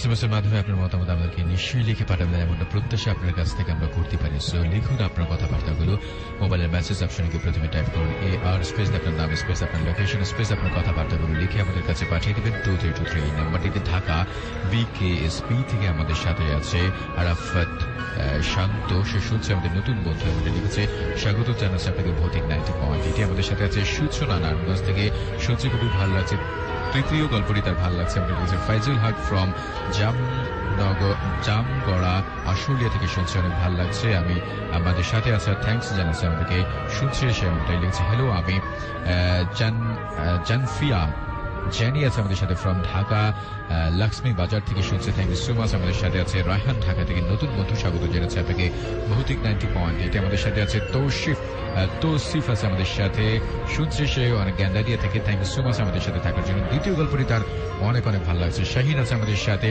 শিহামুদ্দিন আছে আমাদের সাথে, মনি আছে আমাদের সাথে গ্যান্ডারিয়া থেকে, এই প্রথম শুনছি, খুব ভালো লাগছে, thank you so much. Nadia আছে আমাদের সাথে, শাওন আছে যাত্রাবাড়ি থেকে, আমাদের সাথে আছে আলফি রহমান আছে আমাদের সাথে, শুনছে সাজ্জাদ রহমান আছে আমাদের সাথে, ধ্রুব আছে আমাদের সাথে, আমি তোমাকে নতুন ফ্রেন্ড শুনছি, অসম লাগছে।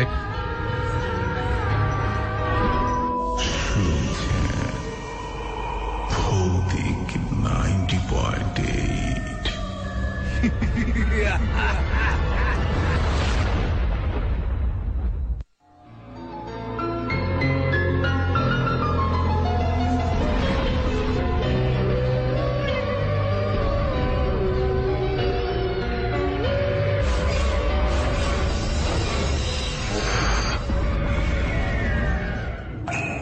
প্রিয় শ্রোতা, এই পর্যায়ে আমাদের সাথে একজন লিসেনার রয়েছেন যার কাছ থেকে আমরা শুনবো তার সাথে ঘটে যাওয়া কিংবা তিনি জানেন এমন কোন ঘটনা। প্লিজ আপনি আপনার নামটা বলুন। আমার নাম মুকুল জামিল। আচ্ছা, আপনি পেশাগত জীবনে কি? আমি জব করছি, ব্যবসা করছি, আর আপাতত গান করছি। এখন আমরা শুনবো সিঙ্গারের কাছ থেকে, এবং এটা ইজ দ্য ফার্স্ট টাইম আমরা ভৌতিক কোনো সিঙ্গার নিয়ে এসেছি। সো জামিল ভাই, আমরা শুরু করি তাহলে আপনার ঘটনাটা।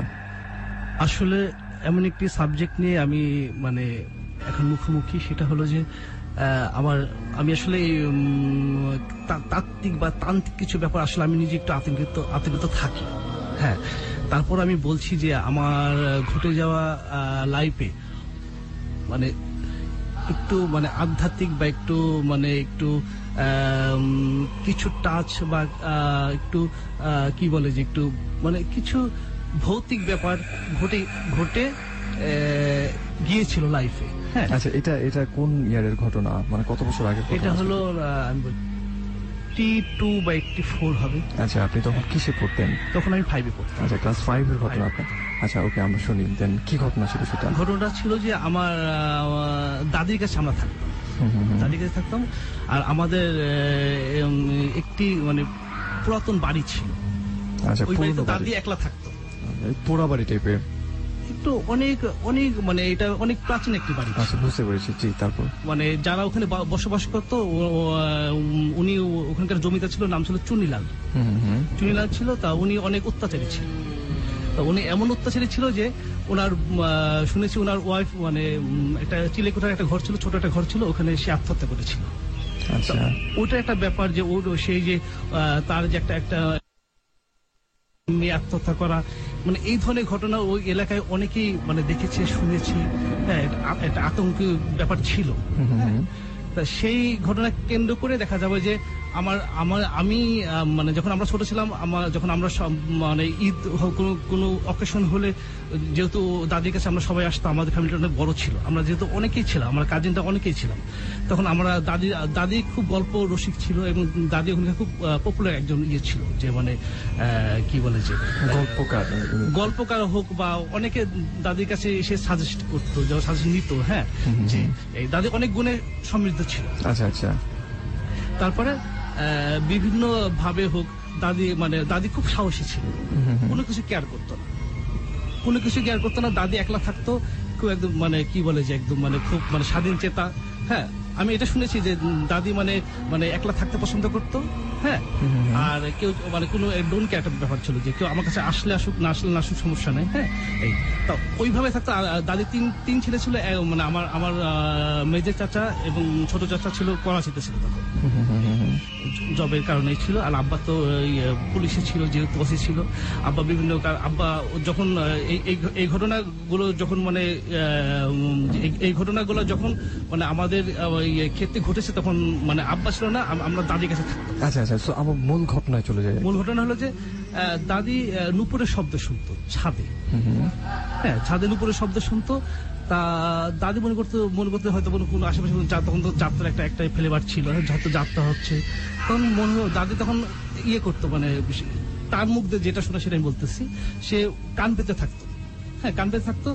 দেখতো যে না এত নিখুঁত ভাবে, এত সুরেলা ভাবে কিভাবে হয়। দাদি ছাদে যেত, ছাদে যাওয়ার পরে তখন দেখা যাবে স্টপ হয়ে যেত, সেই শব্দটা স্টপ হয়ে যেত। আচ্ছা, তা এইভাবে দেখা যাবে যে আবার 10 থেকে 15 দিন পরে, হ্যাঁ, 15 দিন পরে আবার সেম ঘটনা হতো, যে মানে দুজন নাচছে বা শুধু ঘুঙুরের শব্দ হতো, হ্যাঁ।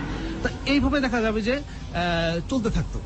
একটা সময় দাদি না মানে ইয়ে করতো যে আসলে ব্যাপারগুলা কি কেউ কি, যেহেতু তখন তো সিকিউরিটি ছিল না, দাদি একলা ছিল, হয়তো বা কেউ যে এটা কি আছে না, কেউ হয়তো বা আশেপাশে কেউ যে হয়তো বা এটা করতেছে, কোনো মানুষ করতেছে, হ্যাঁ, দাদি হয়তো এইটা মনে করতো। ওকে, তারপরে দাদি আরেকদিন শুনলো যে মানে মানে সুমধুর মানে কোরআন তালাওয়াত, মানে সে মানে মুগ্ধ, সে জানলা খুলে সে মুগ্ধ হয়ে শুনতো দাদি, হ্যাঁ। তখন আর ঝুমুরের শব্দটা হতো না, তখন আবার এটা হতো না। এটা দেখা যাবে যে 2-3 মাস এটা হয়েছে, অনেকদিন পর হতো। তাদের লাইফে হয়তো বা সে মানে প্রথম যে পর্যায়ে যেটা হয়েছে হয়তো বা 4 থেকে 5 দিন হয়েছে। আচ্ছা, কোনদিন মাঝ রাতে হতো, কোনদিন হলো দেখা যাবে 12টার দিকে হতো, কোনদিন দেখা যাবে যে দাদি আবার তাহাজ্জুদের নামাজ পড়তো, ওই টাইমটা বেশি হতো। আচ্ছা আচ্ছা, তারপরে তো এইসব ঘটনাগুলো আমরা খুব শুনতাম। শোনার পরে যেহেতু ওই ইনভলভমেন্টের ঘটনা ঘটতো, আমরা আসলে কি, যেহেতু আমরা দোতলায় থাকতাম, একতলা কিছুই থাকতো না। একতলা আমাদের ছিল পড়ার একটাই ব্যাপার ছিল, ওখানে টেবিল ছিল, প্লাস কিছু চেয়ার ছিল, আর একটা খানসামা যেটা মানে সেটা ছিল। আর আমরা করতাম কি, মানে আমরা এতই আতঙ্কিত ছিলাম যে মানে নিচে এসে আমরা দাদিকে ডাকতাম।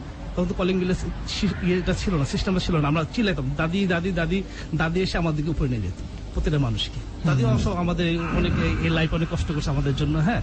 এই তা দাদি এটা হয়তো কি এইটাই বলতো দাদি। অবশ্য আমরা আসলে যখন দাদি যখন বলতে চেত, হ্যাঁ, আমরা আবার খুব ইন্টারেস্ট করতাম, বিশেষ করে রাতে খুব আমরা সব ভয় পেতাম। আবার দেখা যাবে যে সব একদম কাঁচুমুচু হয়ে একজনকে ধরে আমরা গল্পটা শুনতাম।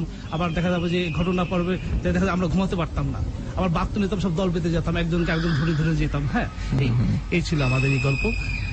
তারপরে এইভাবে দেখা যাবে যে অজস্র কিছু ছোট ছোট গল্প দাদির মুখ দিয়ে শোনা, যেহেতু দাদির লাইফে এগুলো ঘটেছে, হ্যাঁ। তা এগুলো আমাদের ভিতরে দেখা যাবে যে আমাদের ইস্টাবলিশ যে না আসলে। আচ্ছা, এরপরে এই দুটো শব্দের কথা আপনি বলেছেন, ঝুমুরের শব্দ এবং পবিত্র কোরআন থেকে তেলাওয়াত, আর কি কি শুনতে পেত তিনি? আর শুনেছি 2 তাল গাছ ছিল, 2 তাল গাছে মানে ইয়ে করতো, যে মানে কেউ দাঁড়িয়ে থাকতো, বিশাল একজন। এটা দাদি কখনো দেখেনি, তবে আমাদের মনুখা নামে একজন আমরা আঙ্কেল বলতো, আমাদের খুব লাইক করতো। মনুখা মানে আব্বা যেহেতু ছিল না, যেহেতু আমরা ওনার কাছে অনেক কিছু আবদার করতাম, যেহেতু তখন কলা বিস্কিট আমরা তার কাছ থেকে শুনেছিলেন। উনি খুব সাহসী ছিল, দুর্দান্ত সাহসী ছিল, হ্যাঁ। ওনার সাহসের ঘটনা আমি একটু বলতেছি। উনি কোবরা সাপ আছে না, যেটা ওখানে অনেক সাপের ইয়ে ছিল, যেহেতু অনেক পুরানো বিল্ডিং টিল্ডিং ছিল, অনেক গর্ত ছিল, মানে কোবরা সাপ, দারাস সাপ, হ্যাঁ, তারপরে কোনো জাত সাপ ওখানে আমাদের ওই জায়গাটাতে মানে মানে সাপের একটা ইয়ে ছিল, মানে ইয়ে ছিল খুব মানে মানে বিচরণ যেটাকে বলে, প্রচুর ছিল, অবাধ বিচরণ ছিল। এই সবাই দেখতো সাপ। হিন্দু অনেক ছিল ওখানে, দেখা যাবে যে ওটা অভয়নগর, ওই জায়গাটা খুব এখন বাংলাদেশে খুব বিখ্যাত জায়গা, কিন্তু অভয়নগর থানা খুব বিখ্যাত জায়গা, যেটা আমি একটু বলি যে একটু মানে সর্বহারা ওখানে একটা সাপোর্ট আছে, যেটা আমি বলতে চাই। আপনি তার সাহসের কথা বলছিলেন। সে হলো মানে সে সাপ দেখলে সে মানে মারার জন্য সে মানে খুব মানে পিছপা হতো না। দেখা মানে তাকে হিট করতে হবে এবং তাকে স্পটে তাকে মারতে হবে, সে এমন সাহসী ছিল। এবং সে কিন্তু লাস্টে কিন্তু সাপের কামড়ে সে মারা গেছে। আচ্ছা আচ্ছা, তারপরে সে বলতো যে মানে সে আবার খুব ইয়ে ছিল যে মানে একটু দাঙ্গা বাজছিল, প্লাস দেখা যাবে আড্ডা বাজছিল। তখন তো আবার নদীর উপর হয়ে দেখা যাবে যে একটা ব্যাপার ছিল, নদীর উপরে আসতো, অনেক রাত করে আসতো।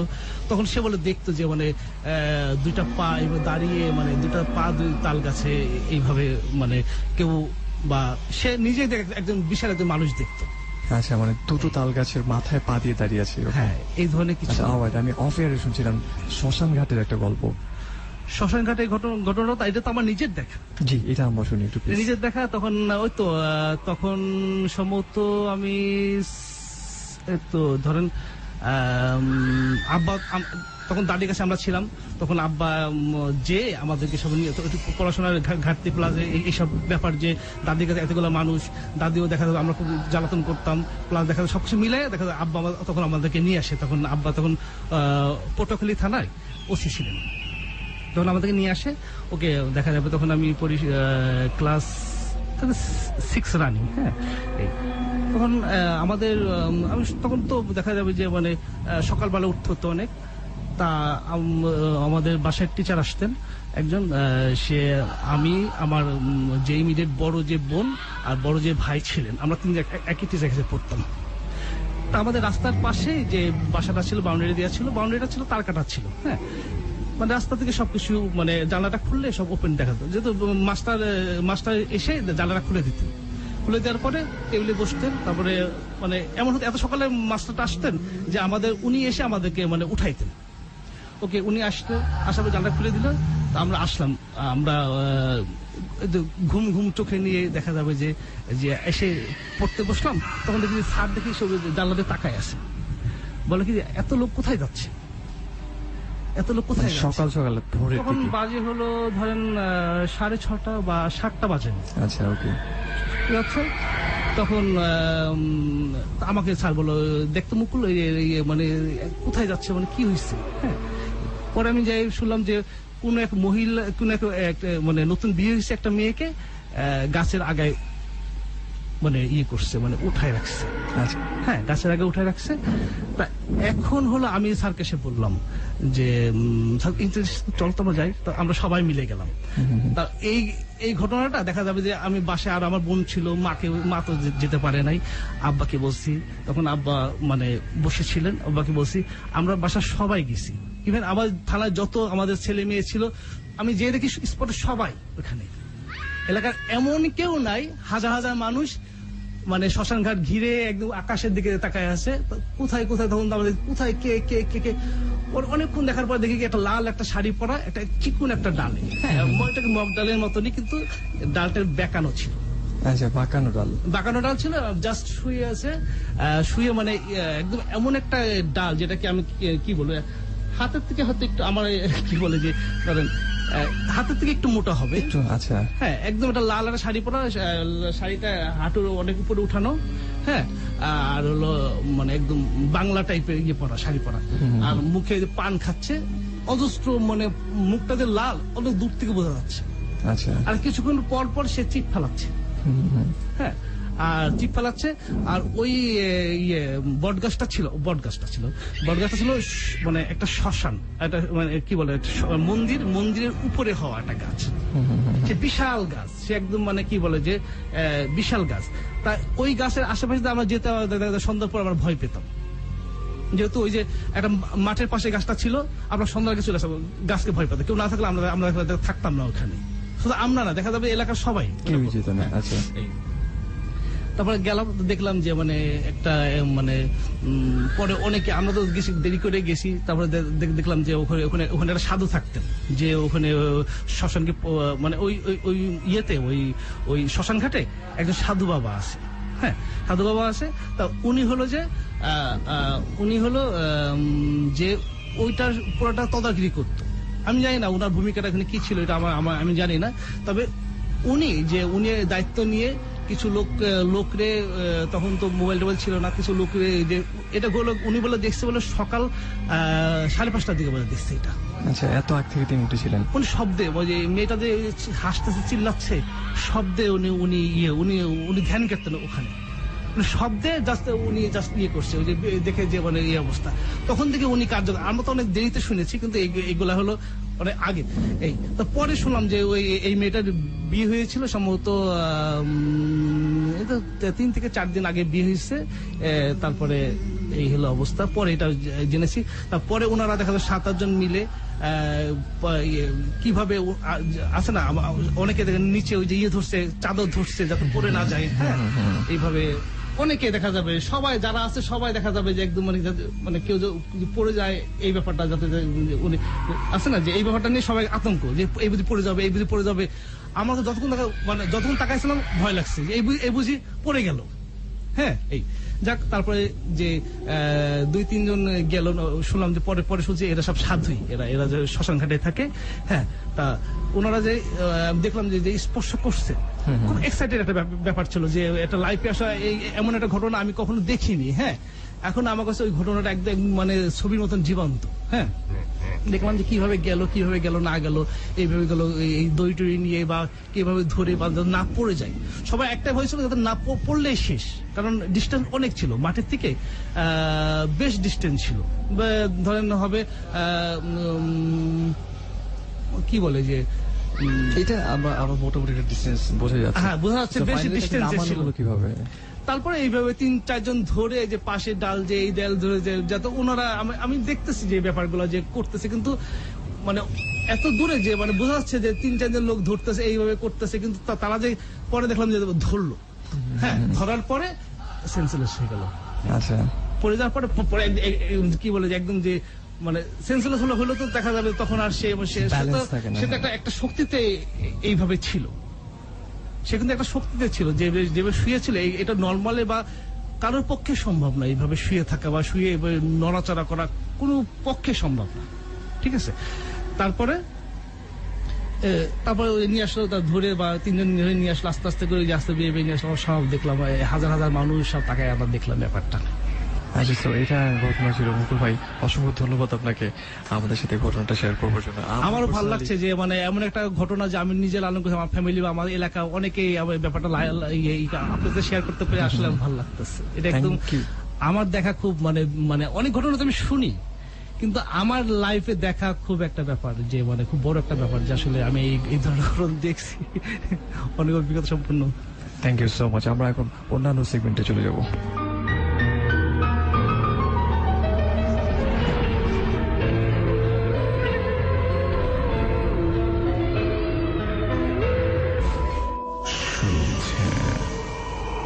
ভৌতিক 90.8।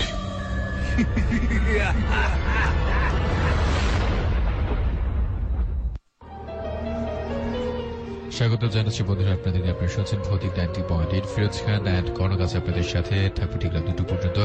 আপনাদের বলছি আপনার মতামত নিশ্চয়ই আমাদেরকে লিখে জানা দিতে পারেন। লিখুন আপনার সেলফোনের মেসেজ অপশনে গিয়ে প্রথমে টাইপ করুন AR স্পেস আপনার নাম স্পেস আপনার লোকেশন স্পেস আপনার কথাবার্তাগুলো লিখে আমাদের কাছে পাঠিয়ে দিবেন 2323 এই নাম্বারটিতে।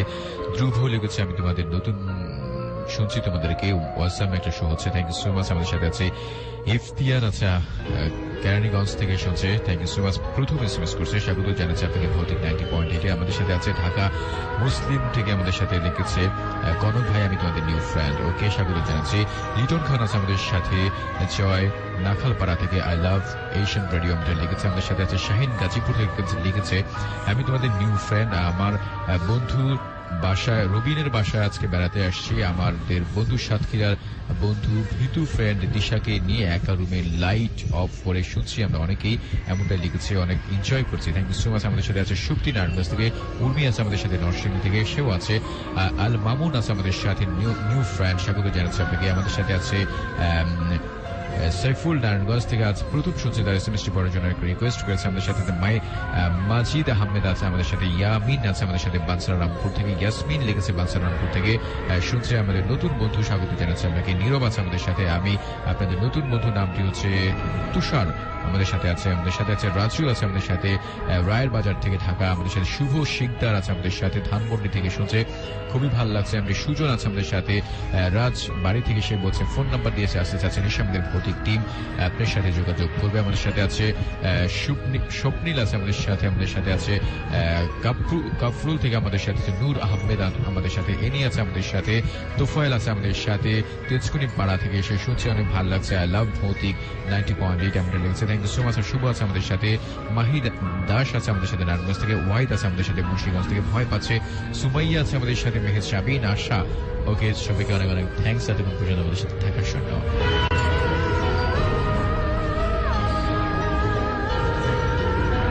অফকোর্স প্রতি সপ্তাহে যারা অপেক্ষা করে থাকেন যে আমরা কোন মুভিগুলো আপনাদেরকে সাজেস্ট করবো এবং সেই মুভিগুলো দেখে ফেলবেন, তাদের জন্য আজকে হচ্ছে দুটো মুভি না দুটো থেকে তিনটার মতো মুভির নাম বলবো। একটি হচ্ছে দ্য ডেভিলস ব্যাকবোন, আরেকটি বার বলছি the Devil's backbone, the DEVILS Devil's backbone BACKBON backbone. Spanish গৃহযুদ্ধের প্রেক্ষাপটে নির্মিত এই ছবিটির পরিচালক প্রযোজক দেল তরো হলেও অন্যতম প্রযোজকের তালিকায় আছেন পেদ্রো আলমোদোভার। 1939 সালের গল্পটা 10 বছর বয়সী কার্লোসের।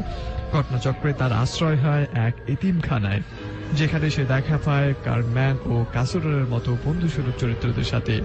অন্যদিকে আছে জাসিন্টো নামের এক রাগচটা মারমুখ কেয়ারটেকার ও একটি অশরীরী আত্মা যে সবাইকে ভয় দেখিয়ে বেড়ায়।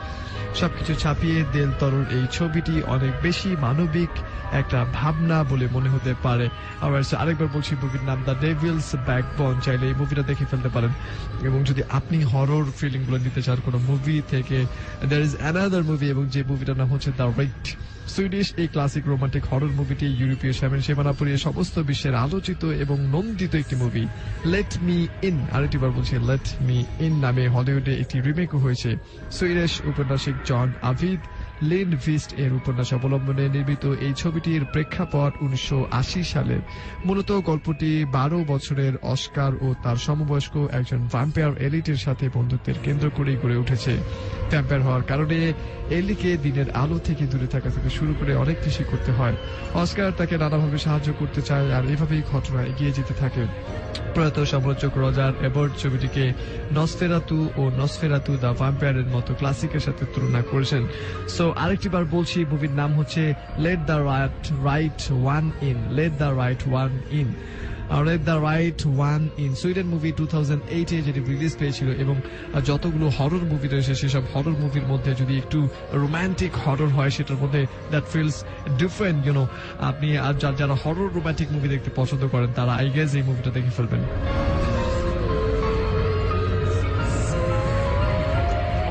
অলরাইট, আমাদেরকে অনেকে কমেন্ট করছেন, যারা কমেন্ট করছেন facebook.com/asianradio সেই ঠিকানায়, তাদের কাছে কৃতজ্ঞতা জ্ঞাপন করছি। এবং যারা শেয়ার করছেন তাদের কাছে আরো বেশি।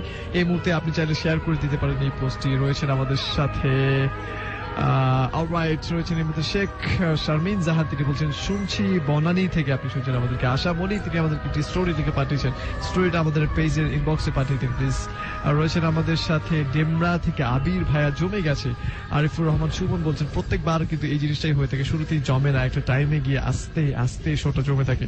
এবং শুরুতেই যারা একটা স্টোরি শুনে সুইচ করে ফেলে, অন্য স্টেশনের দিকে চলে যায়, এবং অনেকেই এরা সমালোচনা করে যে কি হচ্ছে, কি বলে না বলে, এরা আবল তাবল। এবং তাদেরকে বলছি আপনারা প্লিজ একটু শেষ পর্যন্ত থাকবেন। আসলে একটা জিনিস শুরুতেই একটা সিদ্ধান্তে আসাটা বোকামি ছাড়া আর কোনো কিছু না। সো দ্যাটস ওয়াই বলি যে আগে বুঝুন জিনিসটা আমরা কি করছি, এখানে কাদের জন্য করছি, কিভাবে করছি, এবং কি কি সেগমেন্ট এখানে রয়েছে, কি কি ফ্লেভার রাখার চেষ্টা করছি সেটা বুঝতে হবে সবার আগে। আরিফুল হক সুমন, তিনি বলছেন ভাই আজকে আমি আমার ফ্রেন্ডের সাথে ঘটে যাওয়া একটি সত্য ঘটনা শেয়ার করতাম। আমার ফ্রেন্ডের বাসা আজিমপুরের কোনো এক বাসায়, ভালো লাগলে পড়ে শোনাবেন। অবশ্যই আপনি এই স্টোরিটা আমাদেরকে ইনবক্সে পাঠিয়ে দিন, ভৌতিকের পেজে। এই পেজে না, এই যেখানে আপনি কমেন্ট করেছেন তার ঠিক উপরে গেলে দেখতে পারবেন যে facebook.com/bhutik90.8 এই অ্যাড্রেস রয়েছে, সেই ইজি পাঠিয়ে দিন। রাকিব চৌধুরী আমাদেরকে রয়েছেন, কেমন আছেন? আলহামদুলিল্লাহ ভালো। আলমির আমাদেরকে টেক্সট করেছেন অবুজ বালক, is that a name? You should use your real name please. That's not so funny. রয়েছেন আমাদের সাথে তারেক মাহমুদ চাটখিল থেকে, তোমাদেরকে শুনছি। তারেক মাহমুদ এগেইন টেক্সট করেছেন আমাদেরকে। রয়েছেন বাজু আহমেদ, দারুণ একটা programme, I love this show. So here we go for the next story. ঘটনা শুনবো এবং ঘটনা শোনার এই দুটো ঘটনা রয়েছে এবং এর পরপরই কিন্তু আমরা চলে যাবো আজকের সাহিত্যিক রসে। সো নেক্সট ঘটনাটা শুনে আমরা ফিরছি আপনার কমেন্টগুলো নিয়ে এবং এসএমএস গুলো নিয়ে।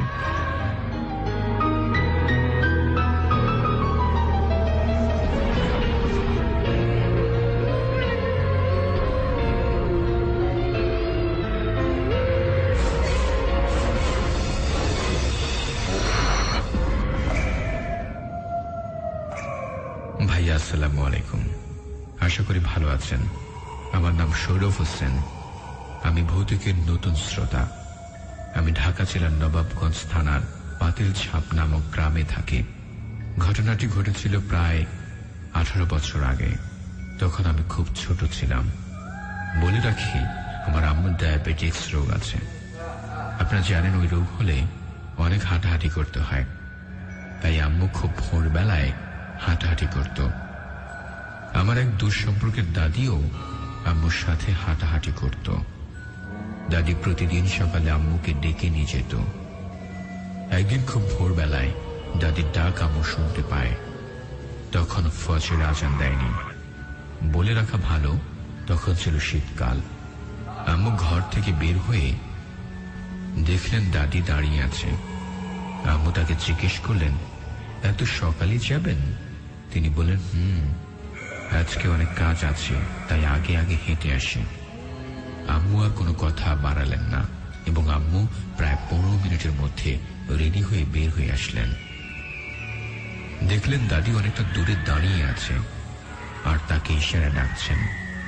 ঠিক তখনই ফজরের আজান পড়ল এবং দাদি হাঁটা শুরু করলেন। আম্মুর ইচ্ছে ছিল ফজরের নামাজটা পড়ার, কিন্তু দাদি কিছু না বলেই হাঁটা শুরু করে দিল। এটা দেখে আম্মু তার পেছনে হাঁটতে শুরু করলেন। দাদি ছিলেন বয়স্ক লোক, কিন্তু ওই দিন তার হাঁটা দেখে মনে হচ্ছিল না যে সে বয়স্ক। যেহেতু তখন শীতকাল ছিল, তাই চারিদিক ছিল কুয়াশা, তাই দাদিকে ভালোভাবে দেখা যাচ্ছিল না।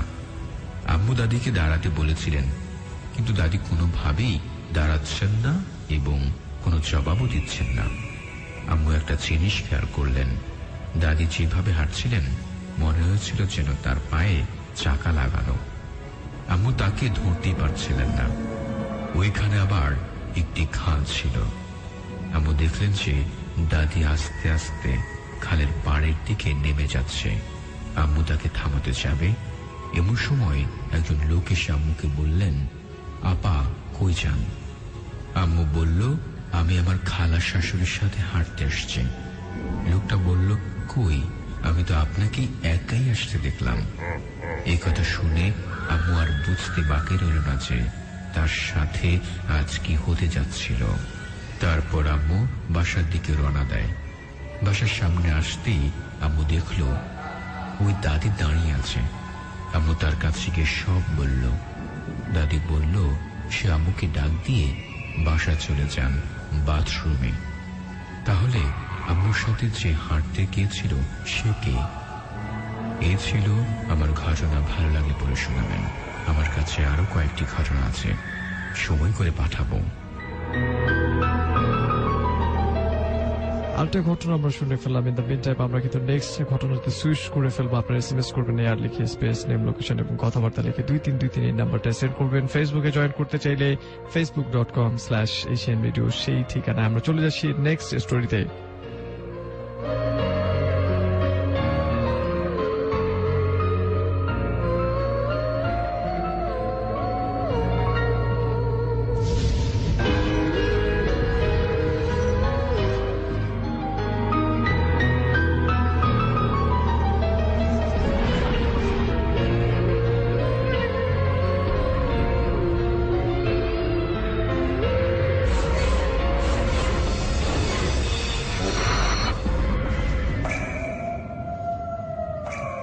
ভাইয়া আসসালামু আলাইকুম, আমি রিয়াদ।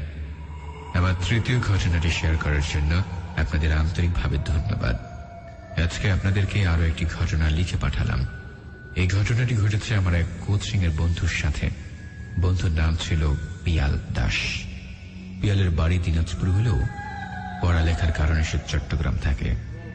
এটা ছিল 2014 সালের ঘটনা। পিয়াল তার দুই বন্ধু অয়ন ও শাওনকে নিয়ে দুর্গাপূজা উদযাপন করার উদ্দেশ্যে তাদের গ্রামে অর্থাৎ দিনাজপুরের কলাতলি গ্রামে যায়। তারা প্রথম 2 দিন গ্রামে থাকে, কিন্তু তৃতীয় দিন গ্রাম থেকে দূরের একটি মফস্বল এলাকায় দুর্গাপূজা দেখার জন্য যায়। তারা মধ্যরাত পর্যন্ত দুর্গাপূজা দেখে এবং অনেক মজা করে। রাত যখন 3:30 মতো তারা 3 জন গ্রামে ফেরার জন্য রওনা দেয়। রাস্তায় তেমন কোনো যানবাহন না থাকায় তারা বুঝতে পারছিল না কি করে বাড়ি যাবে, কিন্তু এমন সময় তারা দূর থেকে একটা পিকআপ আসতে দেখতে পায়। পিকআপে 2 জন লোক ছিল, একজন ড্রাইভার আর একজন তার সহযোগী। লোক দুটির মধ্যে ড্রাইভার ছিলেন পিয়ালের পরিচিত। ড্রাইভারের নাম ছিল জনি এবং সে পিয়ালের পাশের গ্রামে থাকতেন। পিয়াল লোকটিকে হাত দিয়ে গাড়ি থামাতে বলল এবং সাহায্য চাইলেন। তখন ড্রাইভার বললেন, আমরা এক জায়গায় মাল ডেলিভারি করে বাড়ি যাচ্ছি, তোমরা পিকআপের পেছনে উঠে দাঁড়াও। কলাবতী গ্রামের মুখে আসলে তোমাদের নামিয়ে দেব। তখন পিয়াল ও তার 2 বন্ধু অয়ন শাওন পিকআপের পেছনে উঠে দাঁড়ায়। বলে রাখা ভালো, দিনাজপুরের যে মফস্বল এলাকা থেকে কলাবতী গ্রামে যেতে 2টি রাস্তা আছে। একটি ছিল পাকা রাস্তা, অপরটি ছিল বিলের রাস্তা। বিলের রাস্তা দিয়ে গ্রামে দ্রুত পৌঁছানো যেত। পিকআপের ড্রাইভার তখন বিলের রাস্তাটি ব্যবহার করল গ্রামে পৌঁছানোর জন্য। বিলের নির্জন রাস্তায় ছিল, চারপাশে কোনো বাড়ি ঘর নেই। ঠিক এমন সময় তারা গাড়ির সামনে ফ্লাইট লাইটে দেখল রাস্তার মাঝখানে একটা মহিলার লাশ পড়ে আছে। এই দেখে তারা 3 জনই খুব ভয় পেয়ে যায়। প্রথমে তারা ভাবল নিচে নেমে ব্যাপারটা দেখবে, কিন্তু তারা নামার আগেই পিকআপ ড্রাইভার তাদেরকে নিচে নামতে নিষেধ করল এবং সুকৌশলে লাশটিকে পাশ কাটিয়ে সামনে চলে গেল। এখানে ঘটনাটা শেষ হতে পারত, কিন্তু আসলে এখানে ঘটনাটি শেষ হয়নি। লাশটিকে পাশ কাটিয়ে যাওয়ার পরপরই তারা পেছনের দিকে তাকাতেই দেখে লাশটি শোয়ানো অবস্থা থেকে উঠে দাঁড়িয়েছে। লাশটির চুল খোলা ছিল এবং তার মুখে ছিল এক ধরনের বিশ্রী হাসি। সেই লাশটি এক পলক তাদের গাড়ির দিকে তাকালো, হাসলো এবং তাদের গাড়ির পেছনে পেছনে দৌড়ানো শুরু করলো। সে দৌড়াচ্ছে ঠিকই, কিন্তু তার পা মাটিতে ছিল না, অর্থাৎ লাশটি হাওয়াতে ভেসে ভেসে আসছে। কি ভয়ঙ্কর অবস্থা! ইতিমধ্যে নয়ন এই দৃশ্য দেখে বেহুশ হয়ে গেছে, আর শাওন ভয়ে পাথর। পিয়াল চড়ে চড়ে ভগবানকে ডাকছে। এইদিকে লাশটি অদ্ভুত রকম একটি হাসি দিচ্ছে আর বলছে, দাঁড়া দাঁড়া, আমাকে নিয়ে যা, আমাকে নিবি না? এসব দেখে ও শুনে পিয়ালু ভয়ে আধমরা হয়ে গেছে। যে কোনো সময় জ্ঞান হারিয়ে যাবে বলে এমন অবস্থা। এইভাবে ঠিক 5 থেকে 6 মিনিট লাশটি তাদের গাড়িকে তাড়া করে। বিলটি পার হওয়ার পর লাশটিকে তারা আর দেখতে পেল না। বিল পার করে কিছুদূর যাওয়ার পর তারা গ্রামের বাজারে এসে পৌঁছায়।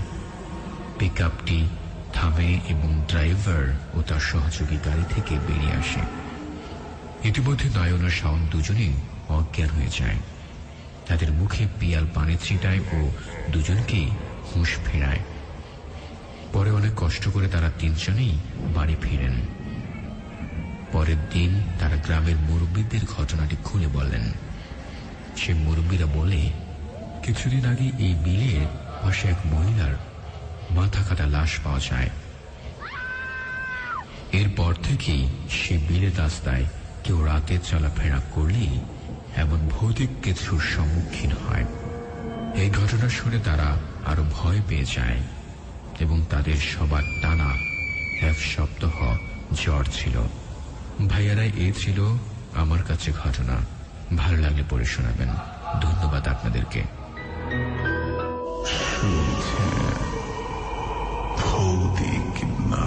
90.8. ইয়েস, শুনছেন ভৌতিক 90.8 এবং দেখতে দেখতে আজকের মতো ছোট গল্পগুলো আমরা ইনবক্স থেকে সংগ্রহ করেছিলাম, এমন গল্প আজকে শেষ করে ফেললাম। এবং যারা রেগুলার আমাদেরকে প্রতি সপ্তাহে 70, 80 থেকে 90টার মতো গল্প আমাদেরকে পাঠাচ্ছেন, উইচ ইজ টোটালি আনএক্সপেক্টেড। আমরা এমনটা আশা করিনি, এত বেশি গল্প হবে এরকম সত্যি কোনো আশা করিনি। এবং আমরা সেখান থেকে গল্প বাছাই করে করে ভালো গল্পগুলো অনার করবার চেষ্টা করি, সত্য ঘটনাগুলো। এবং বেসিক্যালি ভালো গল্পের থেকে বেশি ইম্পর্টেন্ট আমাদের কাছে সত্য ঘটনা।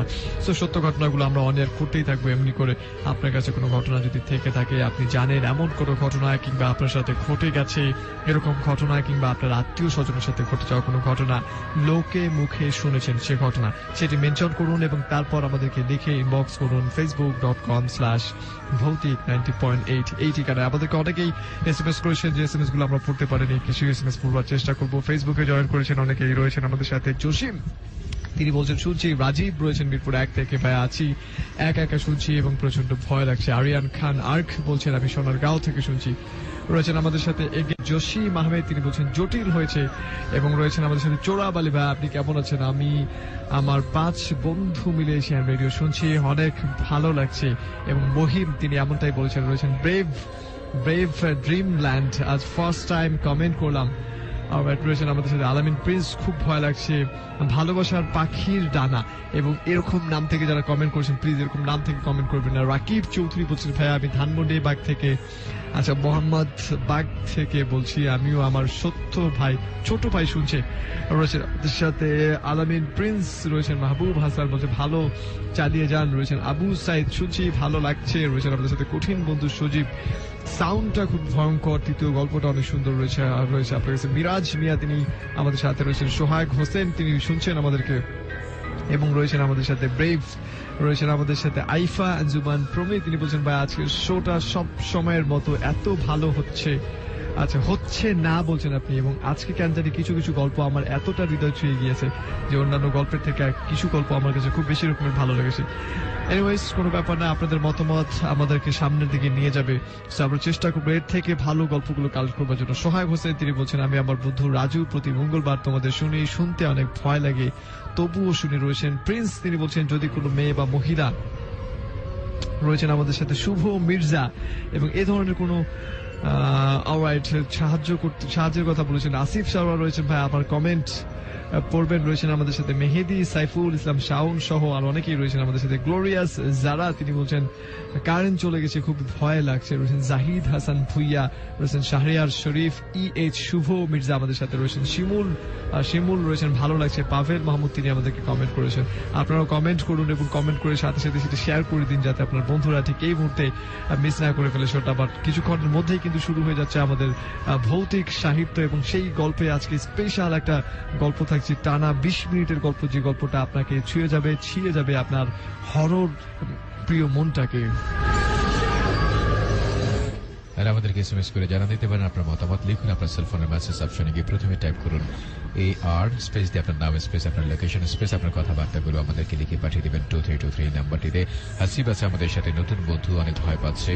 আরিয়ান হাসান আছে আমাদের সাথে ধানমন্ডি থেকে, রয়ের বাজার থেকে, আমি তোমাদের নতুন বন্ধু একা একা লাইট অফ করে শুনছি, খুবই ভালো লাগছে। মনির ইসলাম আছে আমাদের সাথে আছে সঞ্জু জাবু চাঁদপুর থেকে শুনছে সে, এবং তার খুব কাছের একজন মানুষ মিলে শুনছে, খুব ভয় পাচ্ছে তারা দুজনই। মাসুম আছে ঢাকা মতিঝিল থেকে আমাদের সাথে আছে। মজিবুর রহমান আছে, মজিবুর মোল্লা আছে আমাদের সাথে কিশোরগঞ্জ থেকে, ভয় পাচ্ছে। শেরসাদ আছে ঢাকা কামরাঙ্গি চর থেকে শুনছে। হাসিব রানা গাজীপুর থেকে আছে আমাদের সাথে, মোবাইল থেকে শুনছে, খুবই ভয় পাচ্ছে। সোহাগ আছে আমাদের সাথে রুমান ও খান আছে আমাদের সাথে। কবি নজরুল মিরপুর থেকে, ভেরি নাইস স্টোরি বাট ভয় পাচ্ছি না এমনটা দেখেছে। জিসান আছে আমাদের সাথে। জেমস আছে নারায়ণগঞ্জ থেকে আমাদের সাথে। রিপন আছে আমাদের সাথে। লৌমিপুর থেকে আমাদের সাথে। ইকরাম আছে আমাদের সাথে শাহজাদপুর থেকে। সুজন আছে আমাদের সাথে। রাকিব আছে আমাদের সাথে। মোহাম্মদ বাগ থেকে আমাদের সাথে আছে। লাকি আছে উত্তরা থেকে, লিখেছে ভাইয়া খুব ভালো লাগছে, আরো ভয় পেতে চাই আপনার কাছে। সীমা আছে আমাদের সাথে গ্যান্ডারিয়া থেকে। তারপর যে আছে আমাদের সাথে, নামটি হচ্ছে সিনহা আছে আমাদের সাথে। আমি নিক্কি ইমন গাজীপুর থেকে আমাদের সাথে আছে, সাদাত আছে আমাদের সাথে, রিবন সাগর আছে আমাদের সাথে, খিলখা থেকে জয়া চাকমা আছে আমাদের সাথে, নারায়ণগঞ্জ থেকে লোকমান আছে আমাদের সাথে, বরিশাল থেকে ভয় পাচ্ছে মানিক আছে আমাদের সাথে, নতুন বন্ধু আপনাকে স্বাগত জানাচ্ছি ভৌতিক 90.8। আমাদের সাথে আছে মিম কার্নিগঞ্জ থেকে, ভাইয়া আমি নতুন বন্ধু শুনছি খুব ভালো আছে। মাহফুজ আলামিন ফার্মগেট থেকে আমাদের সাথে আছে, কাজল আছে আমাদের সাথে গাজীপুর থেকে, রত্না আছে আমাদের সাথে আছে শৈবাল খান আমাদের সাথে, হুমায়ুন ফরহাদ আছে আমাদের সাথে নিউ মার্কেট, দীপু আছে আমাদের সাথে শারমিন, রিপন আছে লক্ষ্মীপুর থেকে আমাদের, জান্নাত আছে আমাদের সাথে, নুহাস গ্যান্ডারিয়া থেকে আছে, জোস হচ্ছে আমাদের কাছে। আমি আতিকুর রহমান আমি আপনাদের শুনছি ঢাকা পিলখানা থেকে। প্রতীক আছে আমাদের সাথে, আশুলিয়া থেকে আমাদের সাথে আছে, কামরাঙ্গেজ আছে ওকে সেই বন্ধুটি নাইম তার নাম। থ্যাংক ইউ সো মাচ আমাদের সাথে এতক্ষণ পর্যন্ত থাকার জন্য। আমরা আজকের মতো SMS পড়ে ফেললাম এবং কমেন্ট পড়ে ফেললাম। এই মুহূর্তে যেটা করবো সেই 20 মিনিটের ভৌতিক সাহিত্যে চলে যাব। আপনি শুনছেন এশিয়ান রেডিও 90.8 FM, আর যে কনক এবং ফিরোজ খানের সাথে চলছে ভৌতিক 90.8। ভৌতিক 90.8।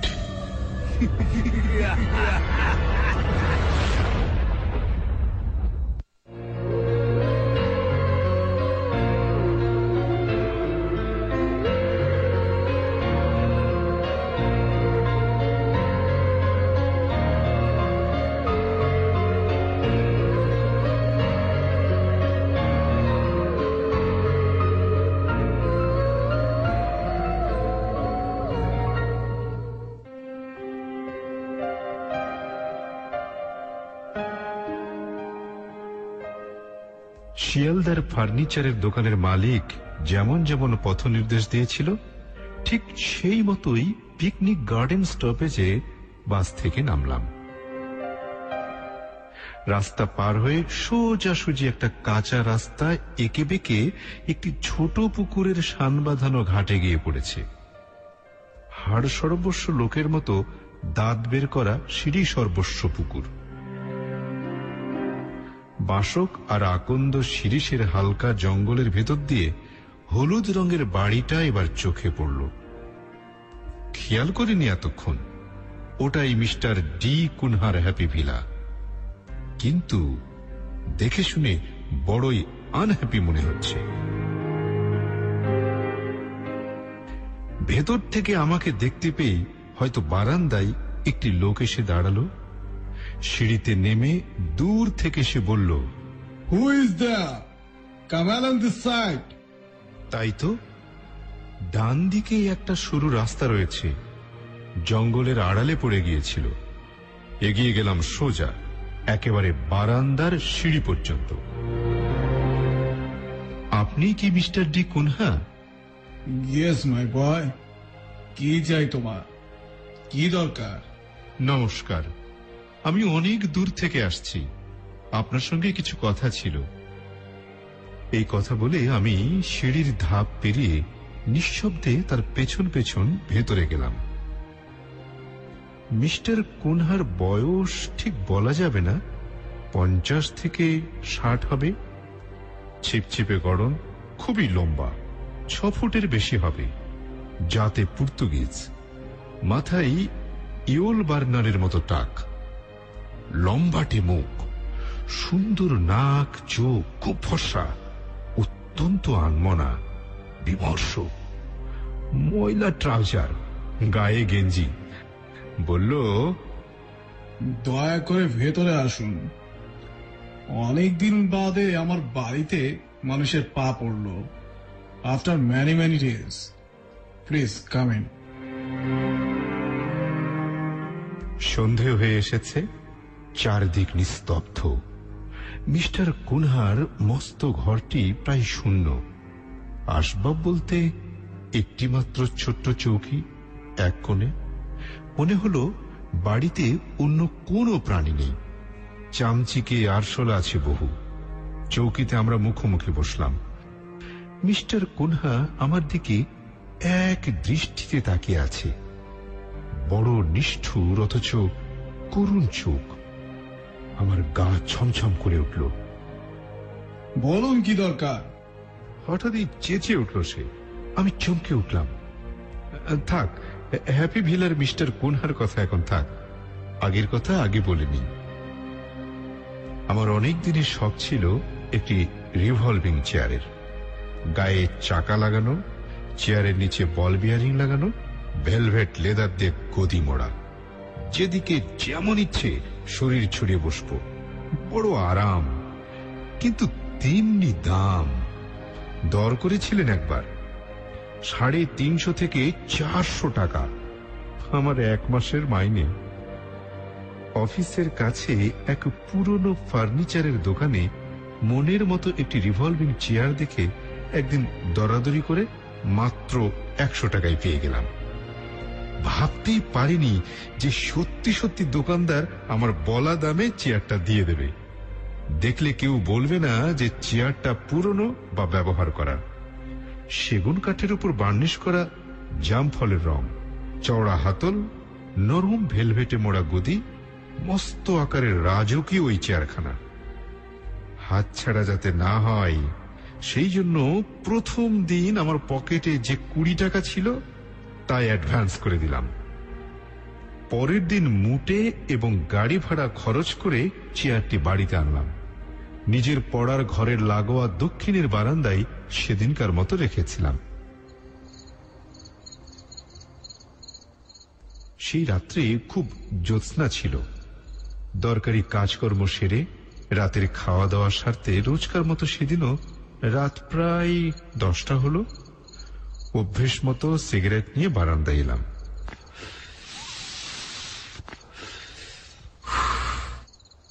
বাইরের ঘরবাড়ি, পথঘাট, গাছগাছালি জ্যোৎস্নায় মাখামাখি। বারান্দায় গ্রিলের ফাঁক দিয়ে জ্যোৎস্নার এক ফালি আলপনা ঠিক আমার রিভলভিং চেয়ারটির ওপর। বাইরের বাতাস বারান্দায় খেলছিল বটে, কিন্তু আমার মনে হলো আমার ওই অপরিসর বারান্দায় ক্ষণিকের জন্য বাতাসের মত্ত একটা দাপাদাপি হয়ে গেল।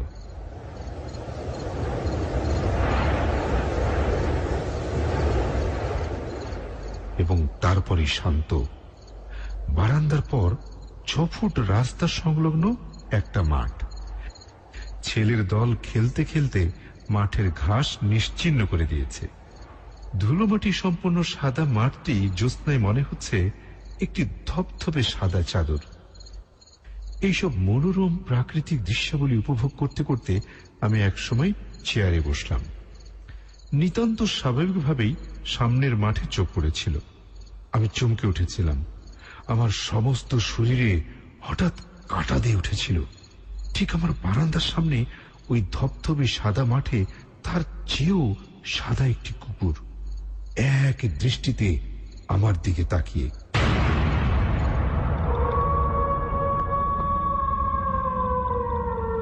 এত সাদা কুকুর আমি জীবনে দেখিনি। সাদা রং যে কি ভয়ঙ্কর হতে পারে সেদিনই বুঝলাম। কুকুরটাকে কোনো অশুভ প্রতীক বলে আমার মনে হলো। চেয়ার থেকে উঠে মুখে শব্দ করে হাত তুলে আমি কুকুরটাকে তাড়াবার চেষ্টা করলাম। পলকের মধ্যে ওই জ্যোৎস্নায় সে অদৃশ্য হয়ে গেল। ফিরে চেয়ারে বসতে যাব, যেন কার শরীরে ধাক্কা লাগলো।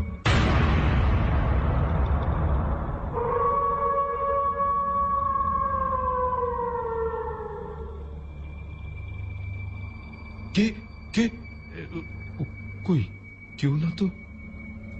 ভয়ে ছিটকে চলে এলাম বারান্দার অন্য প্রান্তে। চেয়ারে বসতে গিয়ে কিসের সঙ্গে আমার ধাক্কা লাগলো। তবে তবে কি মনের ভুল? কিন্তু সাদা কুকুরটা, সেটাও কি চোখের ভুল? ঘড়িতে তখন রাত 10:30। আমি একটু দূরে দাঁড়িয়ে চেয়ারটার দিকে তাকিয়ে আছি। এই প্রথম নজরে পড়ল যে চেয়ারটার 2 হাতলে বেশ কতগুলো দাগ, সাদা সাদা, যেন আঁচড়ের দাগ। আগে তো দেখিনি, কিনে আনার সময়ও নজর পড়েনি। ব্যবহার করা জিনিস, এরকম হতেই পারে। কিন্তু এ কি, চেয়ারে বসার গদিটা গোল হয়ে আস্তে আস্তে বসে গেল কেন? একজন বসলে তার শরীরের ভারে যেমন হয় ঠিক তেমনি চেয়ারের হেলান দেওয়ার পেছনের জায়গাটা নড়ে উঠল কেন? হ্যাঁ, একজন বসলে তার শরীরের ভারে যেমন নড়ে ওঠে, অথচ কাউকে তো দেখা যাচ্ছে না। আমার সমস্ত শরীর ঘামে ভিজে উঠল। তবে কি আমি একটা ভুতুড়ে চেয়ার কিনে এনেছি বাড়িতে? সেই জন্য কি এত কম দামে দোকানদার আমায় দিয়ে দিল? এই চেয়ার আমি ফিরিয়ে দেব অথবা বিক্রি করে দিতে হবে অন্যত্র, কিন্তু তার আগে শেষ দেখা দেখতে চাই। আমি ধীরে ধীরে শূন্য চেয়ারের দিকে এগিয়ে গেলাম এবং বসতে গিয়ে কার আচমকা ধাক্কায় আমি বারান্দায় মুখ থুবড়ে পড়ে গেলাম। একটা চাপা আর্তনাদ আমার মুখ দিয়ে বেরিয়ে এলো। কোন ক্রমে নিজেকে সামলে নিয়ে উঠে দাঁড়িয়ে দেখি সেই সাদা কুকুরটি বারান্দায় চেয়ারের পাশে নিচে মাটিতে বসে আছে জ্যোৎস্নার ফালিতে। আর দাঁড়াতে পারিনি সেখানে, ঘরে ঢুকে বারান্দার দরজা বন্ধ করে দিলাম।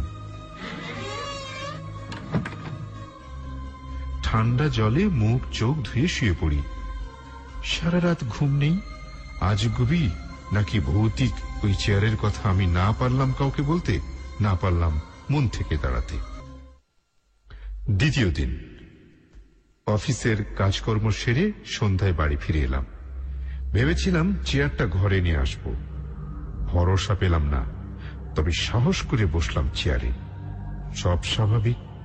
খেতে যাবার আগে ঘরেই নিয়ে এলাম চেয়ারটা।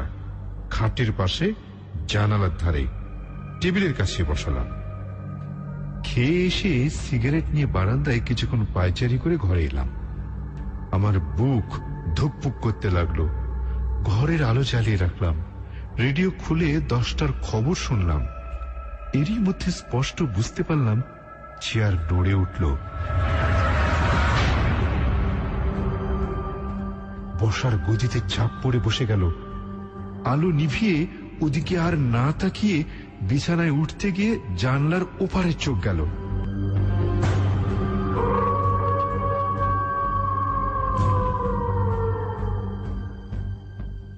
সেই সাদা কুকুর, অসম্ভব স্থির তার দুই কালো চোখ। কোন ক্রমে হাত বাড়িয়ে জানালা বন্ধ করে দিয়ে চোখ চাপা দিয়ে শুয়ে পড়ি। আমার শরীর কাঁপতে থাকে।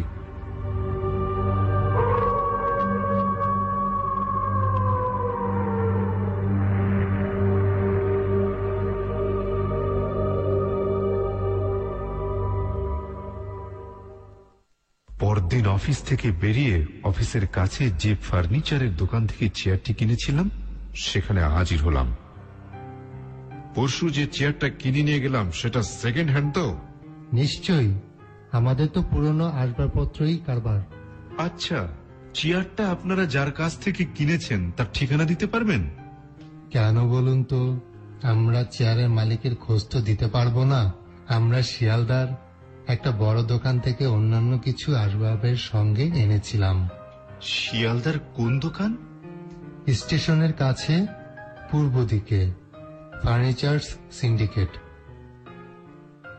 ওইখান থেকে সোজা চলে গেলাম শিয়ালদার সেই দোকানে। কোন রকম ভূমিকা না করে মালিককে সরাসরি জিজ্ঞেস করি, 1.5 মাস আগে ডালহৌসি স্কোয়ারের ফার্নিচার ট্রেডিং এ আপনারা কিছু পুরনো আসবাব বিক্রি করেছেন? আমার প্রশ্নে দোকানের মালিক কিছুটা ঘাবড়ে গিয়ে জিজ্ঞেস করে, কেন, কি ব্যাপার? আপনি কোথা থেকে এসেছেন? আমি মিথ্যে করেই বলি, পুরনো দিনের আসবাব বিষয়ে আমার উৎসাহ আছে। আমি ওই বিষয়ের উপর গবেষণামূলক কিছু কাজ করি। দোকানদার বলে, ও তাই বলুন। হ্যাঁ, ডালহৌসি স্কোয়ারে ওই দোকানে কিছু মাল গেছে। 2টো আলমারি, 3টা চেয়ার, তার মধ্যে একটা রিভলভিং চেয়ারও ছিল। ওই চেয়ারের মালিকের খোঁজ সন্ধান ওখান থেকে নিয়ে সেদিনই চলে এসেছিলাম হ্যাপি ভিলার মিস্টার ডি কুনহার কাছে। মিস্টার কুনহার সঙ্গে পরিচয় হবার সঙ্গে সঙ্গেই প্রায় হঠাৎই সে চেঁচিয়ে উঠেছিল, হ্যাঁ বলুন, কি দরকার? এই আকস্মিক চিৎকারে আমি চমকে উঠেও সরাসরি জিজ্ঞেস করেছিলাম, আপনার সব আসবাব বিক্রি করে দিয়েছেন কেন? মিস্টার কুনহা ঠিক স্বাভাবিক মস্তিষ্ক সম্পন্ন যে নয় সেটা বোঝাই গিয়েছিল তার কথাবার্তার ধরন ধারণে, চলনে, গমনে ও চোখের দৃষ্টিতে। বড় উদাস কণ্ঠে বলল, ও লেট মি ফরগেট দ্যাট। আমি ওসব ভুলে যেতে চাই, আমাকে একা থাকতে দিন। আমি বিনীতভাবে মিস্টার কুনহাকে বলি, দেখুন, 4 বছর আগে আপনার বাড়িতে যে দুর্ঘটনা ঘটে গেছে সে কথা আমি আপনার বাড়ি খুঁজে আসার পথে স্থানীয় লোকমুখেই শুনেছি। আপনার অনুপস্থিতিতে একদিন রাত্রিবেলায় একদল ডাকাত আপনার বাড়িতে ঢুকে আপনার স্ত্রী এবং তার পোষা প্রিয় কুকুরকে হত্যা করে অনেক গয়না ও টাকা পয়সা নিয়ে যায়। আপনি খবর পেয়ে বাড়িতে যখন এলেন তখন সব শেষ। শুনেছি তারপর থেকে আপনি ঘুরে ঘুরে বেড়ান, এই বাড়িটা পরিত্যক্ত পড়ে থাকে। স্ত্রীর ওই মৃত্যু আপনার কাছে দুর্বহ হয়ে উঠেছিল, কিন্তু আপনি বাড়ির সব ফার্নিচার বিক্রি করে দিলেন কেন?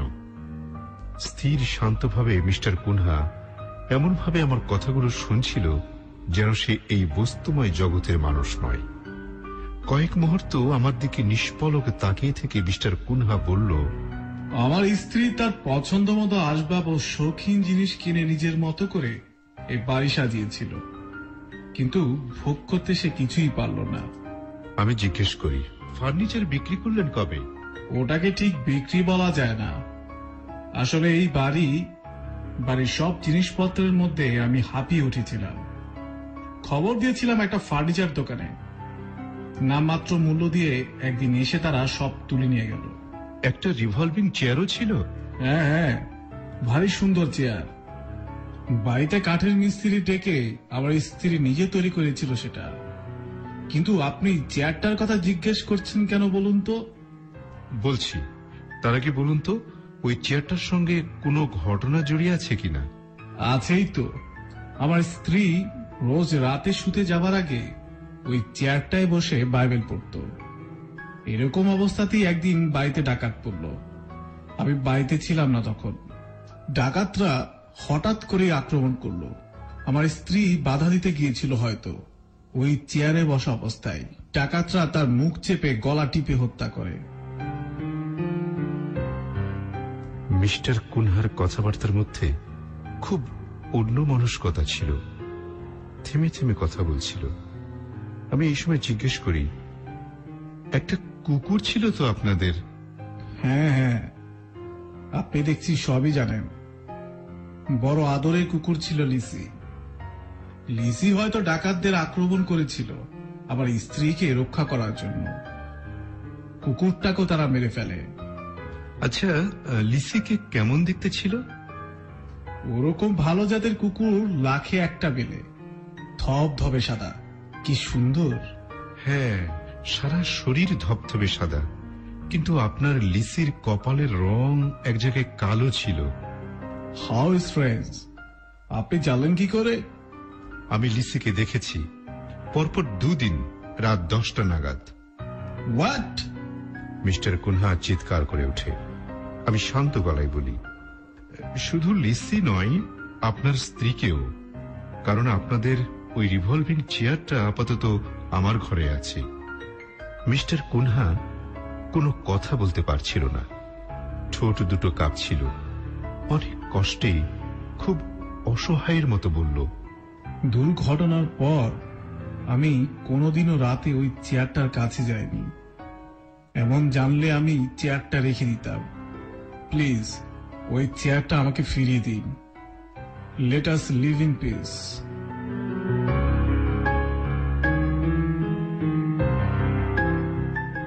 দিয়েছিলাম।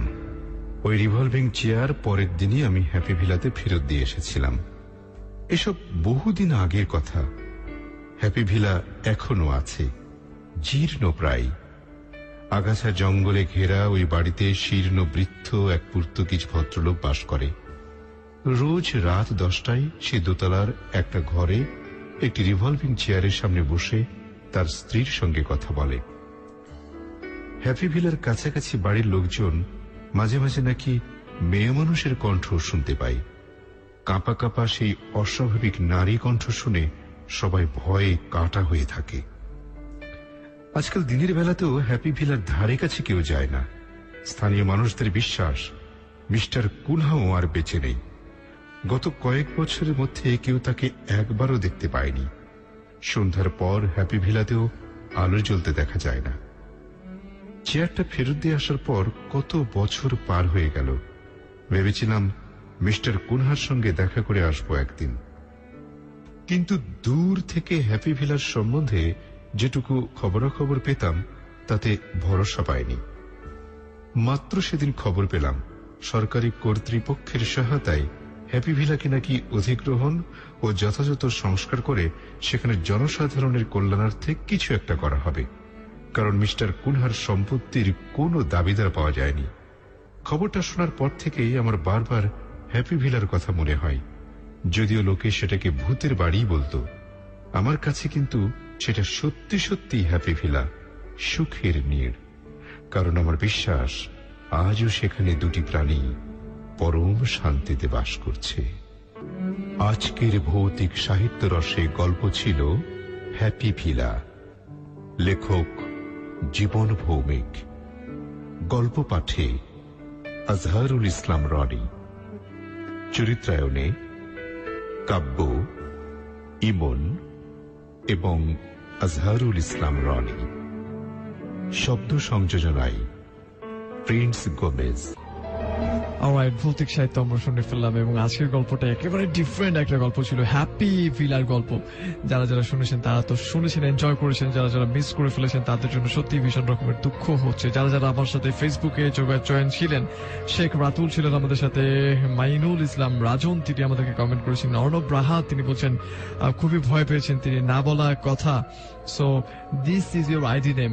আপনি বলছেন যে সম্রাট রাজবাড়ি থেকে কনক ভাই তোমার অনেক বড় একজন ফ্যান রয়েছেন। আর যে রাজীব আমাদের সাথে, জিয়াউল হক লিঙ্কন তিনি আমাদের সাথে রয়েছেন, মেহেদি হাসান আরিফ তিনি আমাদের সাথে রয়েছেন, জিয়াউল হক এগেন আমাদেরকে কমেন্ট করেছেন, জুনাইদ হোসেন তিনিও আমাদেরকে কমেন্ট করেছিলেন, শাহিন আলম